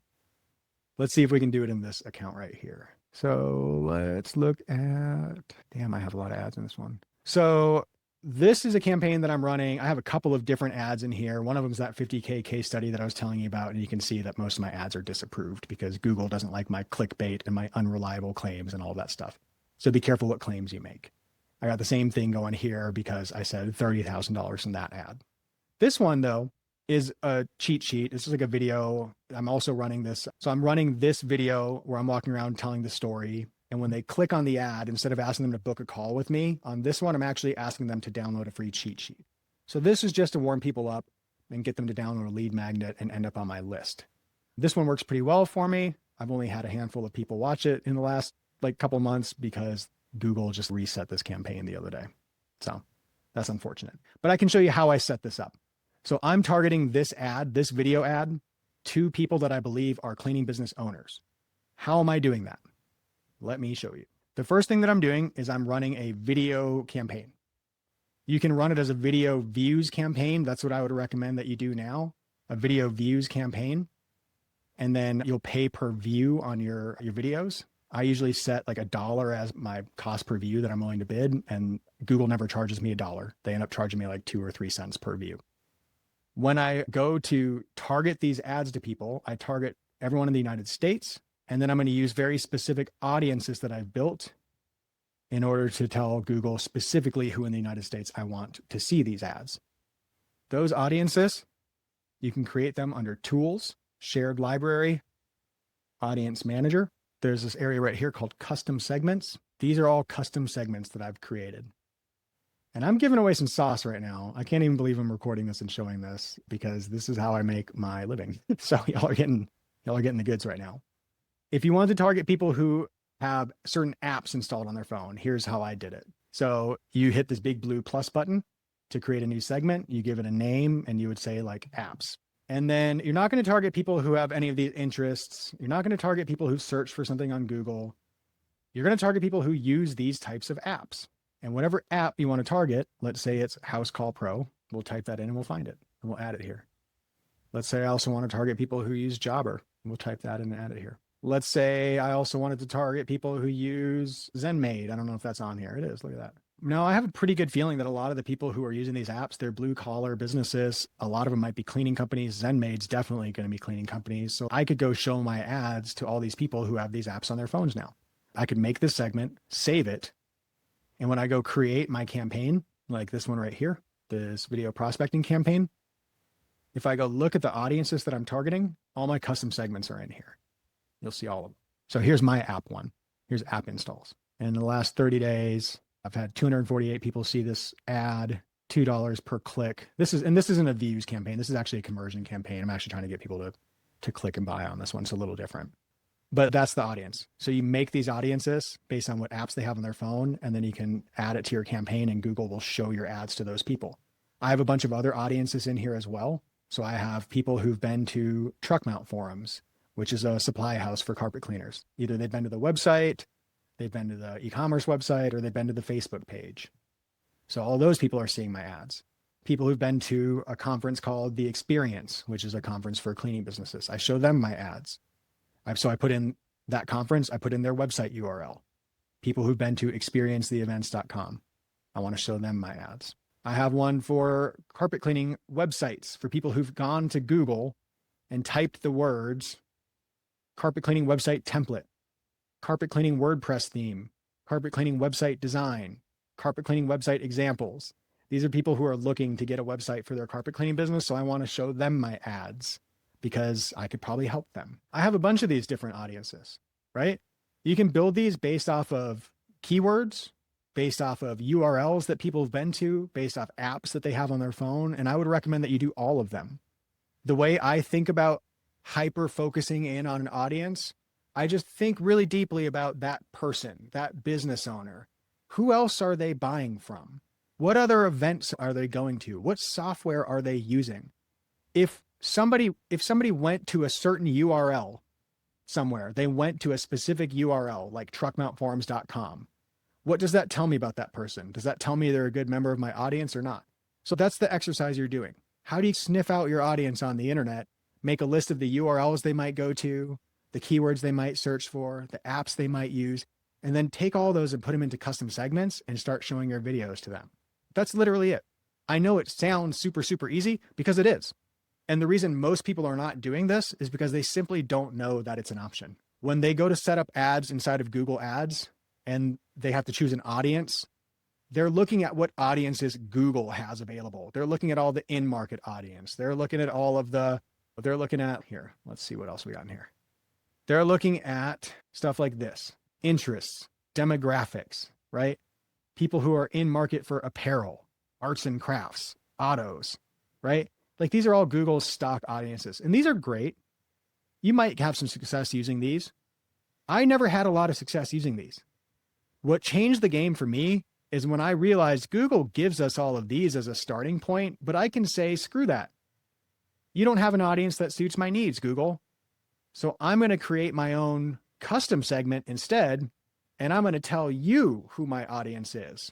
I want people who've been to every carpet cleaning chemical and equipment website in the world. I want people who've been to every carpet cleaning web conference that goes on. I want people who've been on all of my competitors' websites.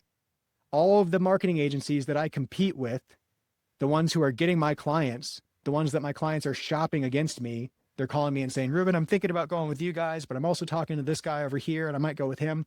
I add all my competitors to an audience so that their prospects are seeing my ads too.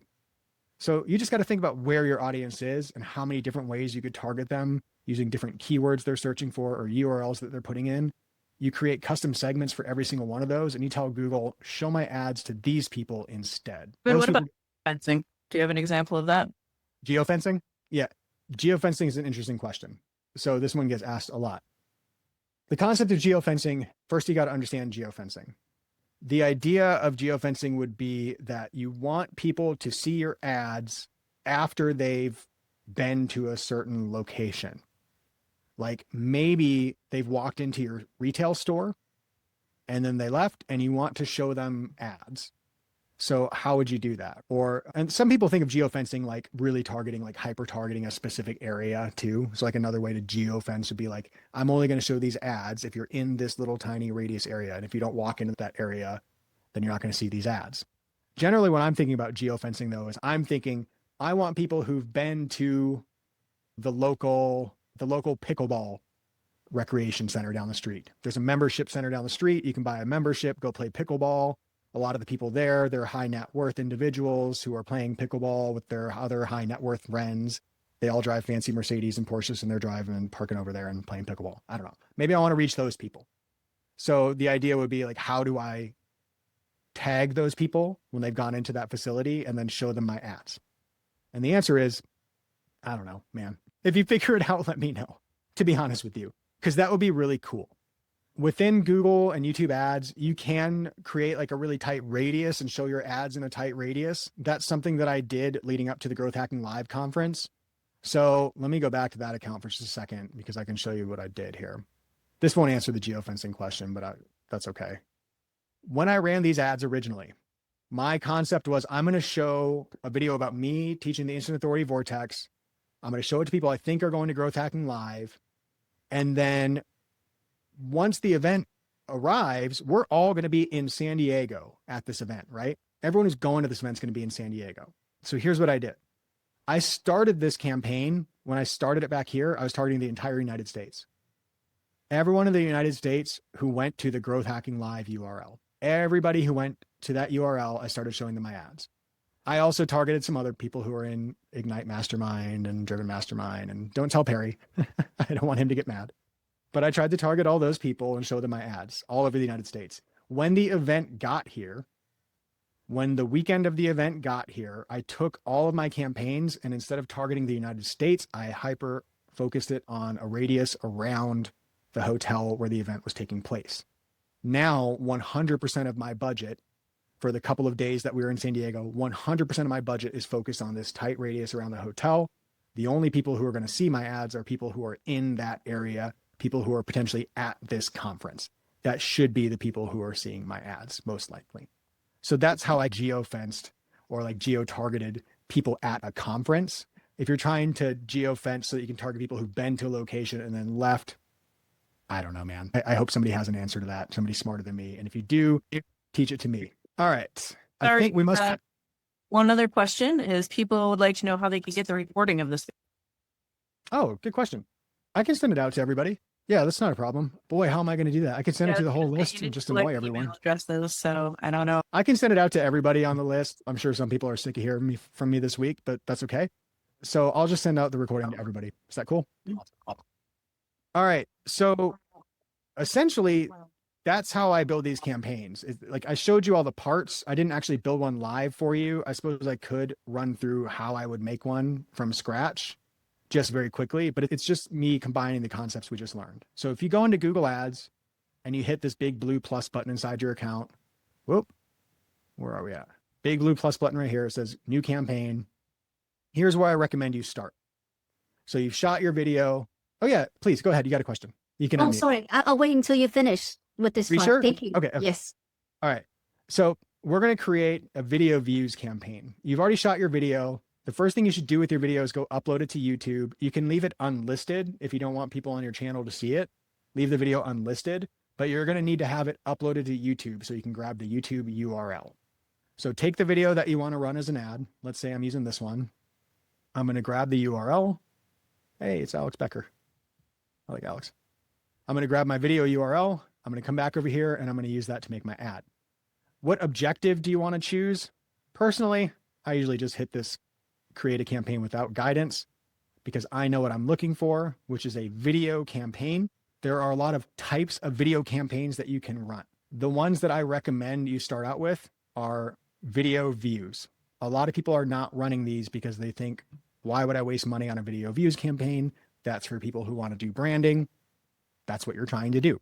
Some personal branding. Everyone tells you not to do that. They tell you to go for conversions if you have a small budget, to try to, instead of spending it on branding, to go after conversions. That's fine. You could do that. But I think that your conversion ads will perform a lot better if you simultaneously build a brand, and you can do it very cheaply. We're going to do it with video views. If you don't like video views and you want to try something else, another campaign type that works well is this YouTube subscriptions and engagements. This is a new one. You can test this. My buddy Lewis, who works with podcasters, has been testing this with great success. So if you want your campaign to drive subscriptions and engagements on your videos, you could choose that one. I usually do video views because I just want to get as many people to see my video as possible. We're going to hit continue. We're going to start a new campaign, and then we'll give the campaign a name. Let's just call this book cleaning jobs, and then video views, and I'll put test in here just so I know it's a test. All right. Ad formats. You can leave all of these checked. That's totally fine. You can leave all those checked. Bid strategy. Target CPV is the default. You can leave it on that. Where it asks for your budget, you don't want to do a campaign total. You probably want to do a daily budget. You want your ads to run ongoing. You could start with a low budget, as little as like $5 a day. And for $150 a month, you'll start promoting your videos to your ideal audience. They'll start seeing you more often than they used to. $5 a day is probably not enough to change your business, but it's a good starting point if you're just testing this out. You want to prove it out and see if it works, if you can even get your videos in front of the right people and get more views. You can start here, $5 a day. As far as networks, you could turn this off if you want to. You don't have to use Google Partners. You can leave it on if you want to extend your reach. I don't really have strong feelings about this either way. We can just turn it off for now because we're running a small budget and we'll just focus everything directly on YouTube. But you will get more views on other networks if you leave that turned on. And if you're just going for a branding effect, you're not worried about conversions, then I don't think it really hurts to turn that on. We'll leave it off. Locations, target wherever you want, United States, specific cities, whatever works best for you. I like to do the entire US. Languages, I just leave it as it is. I'm usually going after folks who are speaking English. This is new. No, we're not running EU political ads. You might be. If you're running this type of campaign, you can run video views ads for just about anything. If somebody is out there and they are politically minded and wants to run political campaigns for people, you can do that. You could run those campaigns to hyper-targeted groups of people with your message, and that might be useful to you politically. And that's all I'll say on that topic. Okay. Related videos, you could add other videos from your channel that you want to get suggested alongside your video ads. So if you have 5 or 6 other videos that you want to pop up as related videos, you could feel free to add those here. And you'll just put in like the URLs of those videos right here. I'm going to skip that, but you can do it if you want to. Under additional settings, you can control which devices your ads are going to show up on. I show it on all devices: computers, mobile, tablet, and TV screens. I don't do any frequency capping. In fact, I want my ads to show up more often for people, so I don't cap the frequency. Ad schedule, this is up to you. You can run your ads 24 hours a day. You might notice that you get a big spike of views at midnight or at 1 a.m. and a bunch of your budget gets eaten up at that time of the day, and then you have no budget left for the rest of the day. I've seen it happen, unfortunately. So you might want to just set more realistic hours, but also keep in mind that a lot of people lay in bed and watch YouTube on their phone. People can't sleep at night. They wake up early. They're up late. So I don't mind showing my ads in the middle of the night. In fact, I usually leave this wide open and I just try to raise my budget until I have enough budget to show my ads all day long. And I don't worry too much about the ad schedule. Well, you can tighten this up if you want to, though. You absolutely can. All right. You're going to name your ad group. Since we're going to show these to people who are new, a cold audience, we're going to try to warm them up. I'm going to call this ad group prospecting. And these ads, we're only going to show them to people who don't know us yet. You could make a second ad group after this and call it remarketing. And then you'll take the exact same ads. And instead of targeting a cold audience of people, a custom segment of people who've searched for certain things or been on certain websites, instead, you would use a remarketing audience. People who've either watched your videos on YouTube, people who've been on your website, whatever remarketing audience you want to use. But right now I'm going to build a prospecting audience. These are prospects. These are cold audience members, people who haven't seen us yet. The audience of people that I want to show these ads to, this is where we're going to select that audience. This is where a lot of people get tripped up because they look in here and they start choosing demographics. They start choosing interests and detailed demographics, and that's not what you want to do. Instead, I would rather you use some of the custom segments that you've created, or you use your own data, like your own remarketing audiences. So this is a prospecting group. Like I said, we're going to want to target people who are searching for like custom search terms. So let's say, what do we got? I've got all these custom audiences right here. So in here, I've basically taken all of those custom segments I created, all my competitors, app installs, websites that people have been on. I took all that stuff, all the search terms they've looked for, all the conferences they've been to. I added every single one of these segments into this audience right here, and I named it custom audiences. And then I'm going to attach that as my audience here. Does that make sense? So you'll make custom segments, and you can have multiple segments, like a whole list of segments, and then you're going to combine all those segments into one audience that you'll attach to your campaign. I know it's a little bit confusing, but once you actually start building it, you'll see exactly how it works. It should be pretty self-explanatory. You'll make all your custom segments and then they'll get bundled together. And the way I bundle them is, these are my custom prospecting audiences. These are all new people that haven't seen me yet. There should be no remarketing in here. And then I'm going to have a whole separate one that's all my remarketing audiences. So when I make my remarketing campaign, this is what I'll use. But I'm going to use this custom audiences now because these are all the ones I put together. Okay. You're going to skip all the rest of this. Don't turn on audience expansion. I don't want you to target where your ads are going to show up. I don't want you to do any of that stuff yet. Just leave it wide open. These are all advanced features that you could dig into later on once you get started, but you don't need them for right now. Because already at this point, you've told Google exactly who to show your ads to. Those people are going to YouTube. If you're trying to target people who own a law firm, lawyers or something, like those people are going to YouTube. They're looking at something on YouTube. It doesn't matter what they're looking at. You just want your ad to show up. So you don't need to worry about putting your ad in front of a specific search, a specific topic, a specific channel. You don't need to worry about any of that stuff yet. You just need to worry about getting that ad in front of that person, regardless of what they're doing on YouTube. So skip all of this content section here. Next, we're going to create your video ad. This is where you take that YouTube URL, you paste it in here, and then Google's going to ask you, if somebody watches your ad and actually clicks on it, where do you want them to go? Now, this is where you need to have some sort of a funnel or something set up. Like you should probably have some place to send these people. You could send them to your homepage if you have a good homepage. I have this book a call page if I want them to book a call. I also have a cool lead magnet where they could get this cheat sheet. So I could use any of these, really. It doesn't matter. For me, the point of this campaign is to get people to watch the video. I'm not really concerned with whether they click the ad and go sign up yet. I just want them to watch the video. But Google needs to give them somewhere to click in case they do click on it. So just be aware, you got to have some kind of a website or page to send them to. I'm going to grab this cheat sheet. We'll just use that. Actually, you know what? No, let's do book a call. We'll do book a call. We'll put the book a call page on there. So if somebody sees my ad and clicks on it, it'll take them to this page and they can schedule a call with me. All right.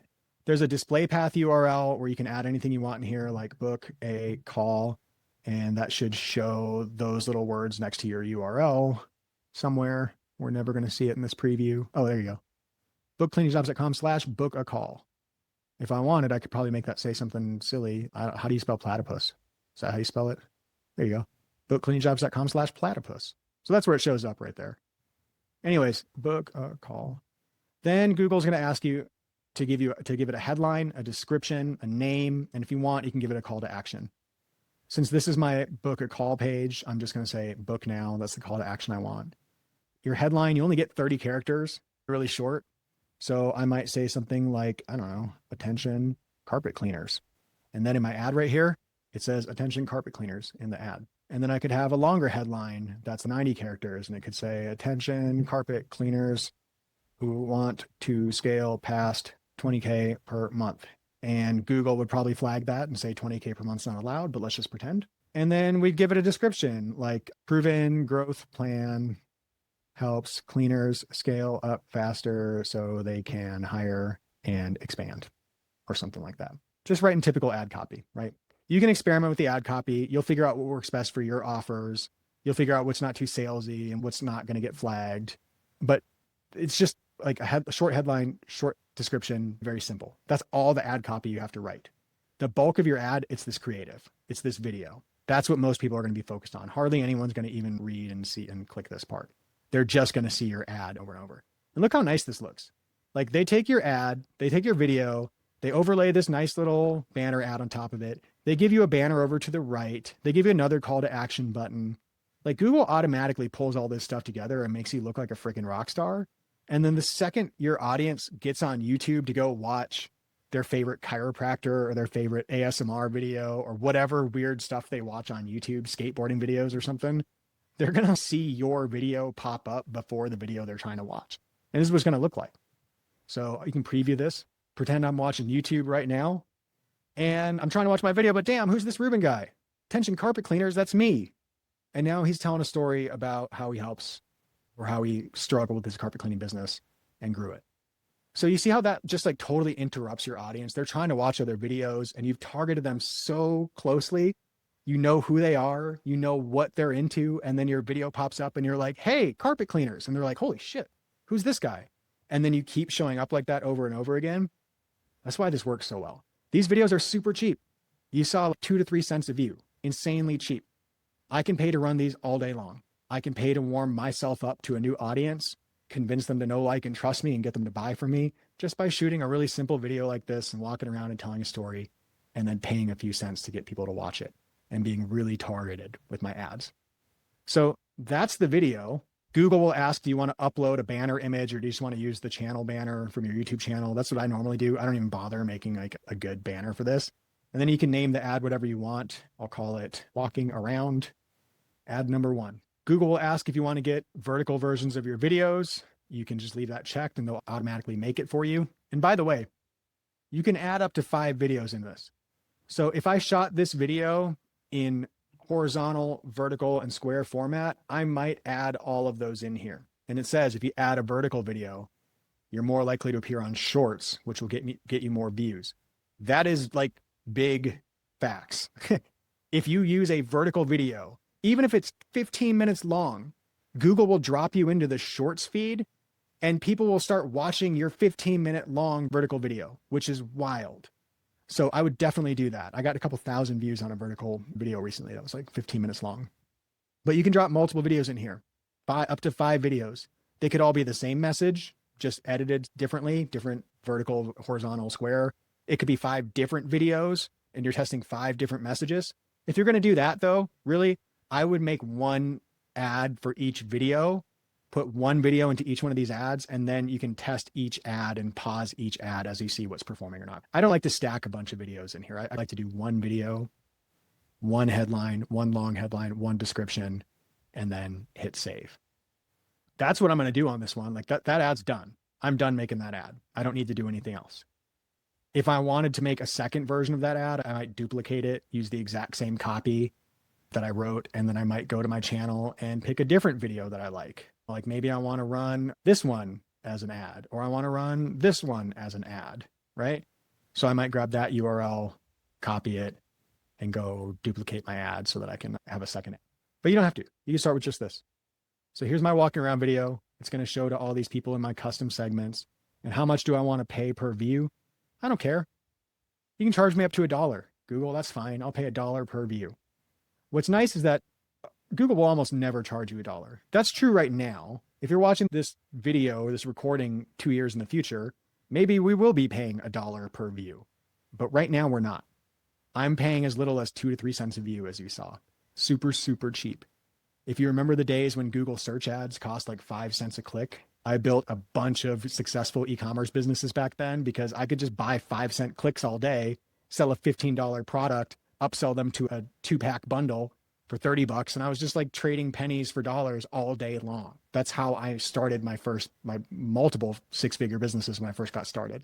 You could do it again right now using video ads because they're so cheap and nobody's doing this because they don't know how to hyper target their audiences using those custom segments. They don't know how to make an interesting ad. They're just making the same ads as everybody else. They don't know how to be an engaging, authoritative expert in their field. They don't understand their customers all that well. They don't understand any of that stuff. And then they definitely don't understand how to take their budget and spend it efficiently on a campaign like this to grow their brand and their authority. They're still buying into the concept that every single dollar should be spent on performance marketing that drives leads, and that's it, period. This also works. And I highly recommend you try this in your business. All right. I put in $1 CPV. I hit create campaign. I'm done. I should have stopped and paused and showed you those metrics on the side over there a second ago because Google was telling us right over here, it was telling us how many people are likely to see our ads. When you put in your custom segments, Google will tell you how large your audience is and you'll get an idea of how many people are likely to see your ads. So you'll get some kind of estimates there. So this campaign's done. It took way longer to build that than it needed to because I've been running my mouth for a few minutes. You could literally build these campaigns in under 5 minutes, like a couple minutes to create one of these. Now that I have this campaign, if I wanted to expand it, there's 2 things I would do. First, I would go into my prospecting campaign. I would hit copy and then I would hit paste and I would duplicate this ad. And I would pick another video from my channel and I would stick that video in here. And then I'd have 2 of the exact same ad, but with a different video. And then I'd keep adding videos to this as I make new videos. Maybe I would add a new video every 3 months, every 6 months, maybe every month, as often as you want, right? Pick your own schedule, whatever you think keeps your account fresh. You don't have to replace your creative that often. I've been running this same stupid ad right here for 2+ years, and people are still watching it and still getting value out of it and still signing up and paying me money as a result of watching this video. Your creative will last a lot longer than you expect when you make it this way. This story doesn't get old. It's timeless. It's evergreen. Okay. So you can run these ads for a long time. If you want to make more stories and you want to update your creative every 3 months or 6 months, you can feel free, but you absolutely don't have to. All right. That's one way I would expand. The second way I would expand is I would take this ad group that we made. So we made one campaign We made one ad group and we called it prospecting. I would copy this ad group and all the ads in it. I would hit paste. I'm going to paste it into the exact same campaign. It's going to take a second to check here. And then it will duplicate this campaign. And you'll see why I'm doing this in 1 second. And then, ladies and gentlemen, we are just about done because this was not that difficult to do. I really believe you can do this. The hardest part is shooting a video. While you're doing this part, can you talk just a little bit about a 30,000 foot view of campaigns, groups, and ads and how you structure your... Yeah. From a very simple perspective, I would start with one campaign targeting all of your best customers, all your best prospects, one campaign, one ad group, just like we did here. You're going to put as many ads as you want in there, as many videos, but you don't need much. 1, 2, 3 videos. Put those videos in there and run one campaign with one budget to all of your custom segments and just show them those videos. That's what I would do just to start from the simplest possible place. Then what I would do is what I'm doing right now. I would add in a second ad group. And all I'm doing is I'm duplicating this prospecting campaign right here. I think I just did it twice, by the way. All I'm doing is I'm going to duplicate this ad group and turn it into a remarketing campaign. So from a 30,000 foot view, you got one campaign, one account, one campaign with one budget. And you'll start out with one ad group, which is this prospecting ad group.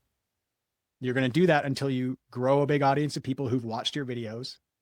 When people watch your videos, you're going to add them to a remarketing list of people who've watched your videos on YouTube. I'll go show you how to do that in 1 second. I've already made one though. Once you have that remarketing list built up, then you can duplicate this prospecting ad group, make another one in here and call it remarketing. You're going to go edit this ad group. You're going to edit the audiences on this ad group. And instead of showing it to a cold audience, you're going to hit switch audience and you're going to show it to your remarketing audiences instead. So literally all we've done is made one campaign. Whoops, let's turn this off. I didn't mean to make another one. One campaign with one ad group, ran ads to those people until we had enough people in a remarketing audience to make a second ad group that's just remarketing.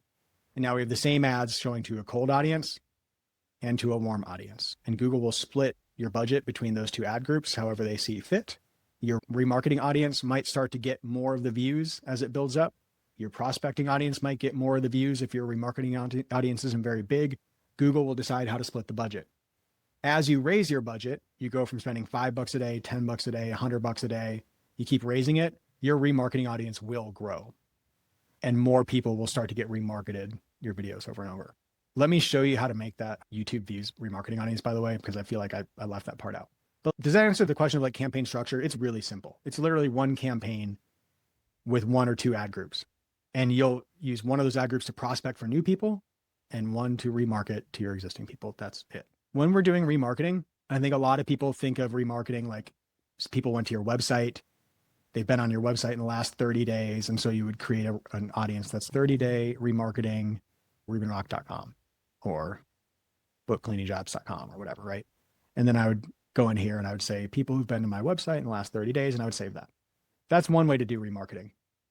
Inside of Google Ads, you also have this thing right here. You see where it says YouTube users? This is a really cool option. If you click that button, Google will let you create an audience segment of people who viewed your YouTube channel. Or I think you can do specific videos on your channel. So you could call these whatever you want, like qualified leads or whatever, paid subscribe, whatever you want to call them. I'd probably just do qualified leads. It doesn't really matter. You're going to select your channel. Here's my channel, Book Cleaning Jobs. And then I'm going to say anybody who viewed any video in the last 30 days, I want to add them to a remarketing audience. This is super effective because you're going to pay to promote your videos to a cold audience. And the second they watch your video, even for 10 seconds, we're going to add them into a remarketing list. And then we're going to keep showing them your videos over and over and over again. So they don't have to go to your website. They don't have to click on your ad. They don't have to see your offer at all. They don't have to go to your book a call page, your lead magnet page, nothing.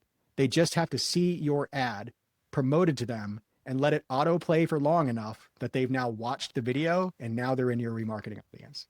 You can have those people in there for 30 days, 90 days, however long you want. You could also say, I want people in my remarketing audience if they watched a specific video. So maybe I just want people who've watched this video right here. Those are my hottest audience. So I'm going to only show my ads to people who watched that video. I'm not going to do that. You could also do anybody who watched your video as an ad. So you could cut out all the people who watch your channel organically. Maybe you don't want to remarket to them for some reason. And you could just show your ads to people who've watched your video ads. Generally, I'm going to do views any video. Anyone who watches any video on my channel for 90 days, 180 days, however long they'll let me, that's what I'm going to do. So create that segment and save it. It'll show up right here. It might take a little while for Google to populate that audience. And once they're done, they'll tell you roughly how many people are in that audience and how many people you can reach via search or YouTube or display or Gmail ads. So like this audience right here, these are really small audiences. These are funny. So let's see. This one is like people who've been on this website, gosearchparty.com, that I forgot to put Google Analytics on until a week ago. So I've had 16 people get added to this audience in the last week. It's too small to serve. Once your audience is big enough, and it doesn't need to be big, maybe 100 people. If 100 people have viewed your YouTube videos, then this YouTube audience will be big enough. And what you can do is you can highlight this audience, click add to, and then you can add it to whatever specific campaign or ad group you want to add it to. So let's say I want to add it to that remarketing group I created. I can do that. Reuben, is there a difference in the cost per view depending on the length of the video? No. So if they watch your video and it's 15 minutes long, does it cost any different than if they watch your video and they only watch for 10 seconds? No, same cost. So if you pay 2 cents a view and they watch for 5 seconds or 5 minutes, it's still 2 cents. And then assuming a client has converted, how do we report that back to Google so we don't keep paying to serve them ads? Good question. You could create an exclusion audience where everybody who's become a paid customer of yours, you add them to basically like a remarketing list, but it's like the opposite of a remarketing list. You would exclude those people from your campaigns. You could stop showing ads to those people. That's how you would do that. I think you have to have a fair number of customers in order to exclude them from your campaigns though. So just to give you like realistic advice about how that's going to work, in my business, I just know and accept the fact that my paid customers are going to continue to see my ads. It happens. It just does. We have a fair amount of clients. We work with clients in 40 states across the country, but that's not enough for us to have an exclusion list that works on Google ads, I don't believe. So I'm not even bothering. I'm just showing my ads to everybody, including clients. And as long as I'm not making new offers, better offers that are going to piss off my existing clients, then it's all good. If you are making new offers and you don't want your existing clients to see it, that's pretty hard to control anyways. It's just, you'll probably run into some realities there. What else? Any other questions on that? Okay. That was a bit of a whirlwind. These campaigns are not super hard to build. They're really easy to get up and going. And once you get them going, like the main thing is just look to see if you're targeting the right people. If those audiences are looking at your ads. So let's go back. I'll show you. Maybe I can show you the results from this campaign that I ran. Let's see here. Yeah, here we go. Okay. So I ran this campaign. I showed the videos to my prospects. I'm hoping that they were watching it. Which of my audiences actually worked? You can go to your campaign, click on the audiences tab over here. And once you've run the ads for a while, Google will tell you which specific audience segments that you created drove most of your views. And then you can look at the view rate to see who has a high view rate. So in my case right here, I showed my ads to people who've been to the Growth Hacking Live URL. That was my best performing audience. I had 48,000 people see my ad. I had 7,789 people actually stop and view my video for a view rate of almost 16%. That's pretty cool. And I only paid 2 cents per view. And I can tell that this audience right here outperformed this audience underneath it because the view rate on that was only 9%. This one's almost double up here. So what's this audience? What do we got? So Growth Hacking Live outperformed the Ignite Mastermind audience by almost twice as much. So as I'm trying to improve my campaign, decide what could work better, I might decide that maybe Ignite Mastermind is not the audience I want to show my ads to. Maybe the Springboard audience works better, or maybe the Driven Mastermind audience works better, right? You can compare these audiences side by side and actually see the performance. Sometimes you'll find a sweet spot. Sometimes you'll find audiences that really work well for you, and then you can start scaling them up. Give you a good example. When I figured out how to target apps and I started targeting people that have House Call Pro on their phone, I wasn't sure how that would work, honestly, because a lot of people have House Call Pro on their phone. Plumbers, roofers, all kinds of businesses that I don't really work with. I just want to work with cleaners, but I did it anyways. And I was amazed because that ended up being one of my best performing audience segments. And I spent a lot of money showing ads to people who have House Call Pro installed on their phone. And a lot of those people convert and become clients of mine. And I like that because if you have House Call Pro in your cleaning business, you've got your act together. You already have a CRM. You're already storing customer data somewhere. You're probably making real money with your cleaning business, which makes you a great prospect for me. So that audience was like a honey hole. Once we found that, we started putting more budget behind it and showing our ads, my videos, to as many of those people as possible. It's been very profitable for me for the last couple of years. So you can dig into those audience segments and start to decide what's working best for you. All right. We have a hard stop in about 4 minutes. Yes, we do. Why not? I'm sorry, I don't know how to pronounce your name. Kin, go ahead and unmute and ask your question. Thanks so much, Kelly. So thank you so much, Reuben. This is the first time I hear you speak, and it's been so good. One thing about creating different ads for different types of audience. So I do have a guitar channel that I'm launching. So giving away a SaaS for a tool, and then also selling a course. But this course will be both in English and Vietnamese, two separate class and two separate community. So should I launch two different channels, one in Vietnamese and one for English to run this ad, or can it be combined into one channel for both languages? I probably would separate it into two channels just because I think that'd be useful for your users. Because I think that's two valuable channels. It can be the same content made valuable twice to two different audiences based only on language. I think you could grow two incredible properties using that method. And then if I was going to promote those videos, I'd probably have separate campaigns. One targeting the Vietnamese language audience and the other targeting English. And I would just run those as separate campaigns, separate YouTube channels. Awesome. Thank you so much. Yeah. Of course. Yeah. This has been gold. Thank you. Of course. Super glad to help. I was wanting to do this. I'm so glad we found time to do it. So I appreciate everybody being here today.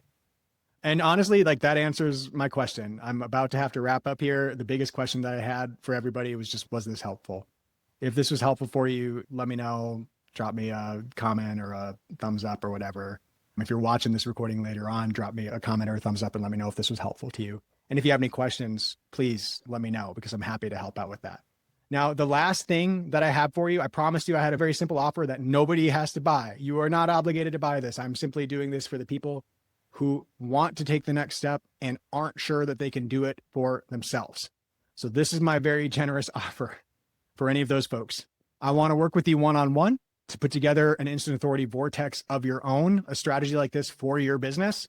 It's going to be a 1-hour recorded call. We're going to discuss your business and your offer specifically, and you're going to leave that call with the strategy in hand. You're also going to leave with the recording from the call.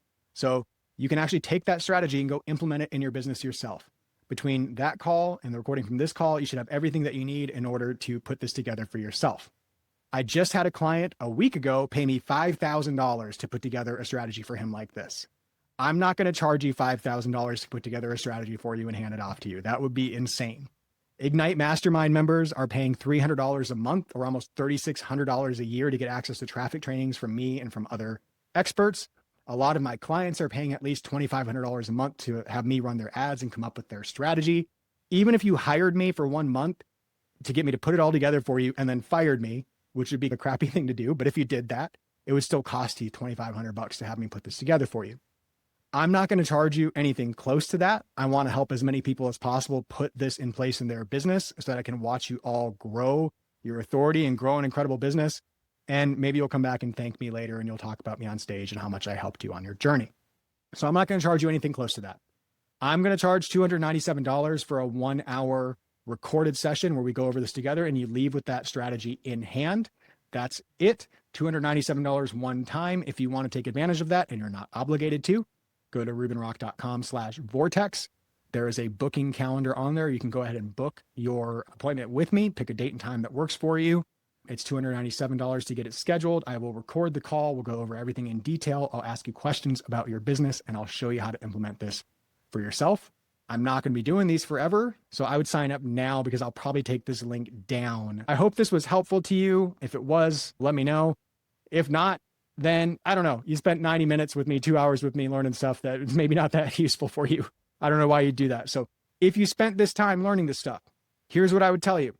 Go take some action. Go shoot that video. Go start creating the custom segments on Google Ads. Just do something to get you closer to the goal, because you saw that it only took me like 20 minutes to actually put together a campaign, even with me talking the whole time.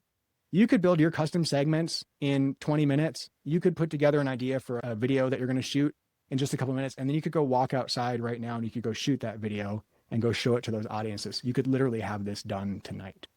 So I hope that you'll take some action on it. And if you need help, I hope that you'll reach out and book a call with me. I will send the recording of this to everybody. And I really appreciate every single person who came to this today. Thank you so much for joining me today. And we'll wrap it up now. Thanks a lot. Best call all year, Reuben. Hell yeah. Thank you. All right. We'll talk to you guys soon. Bye, everybody.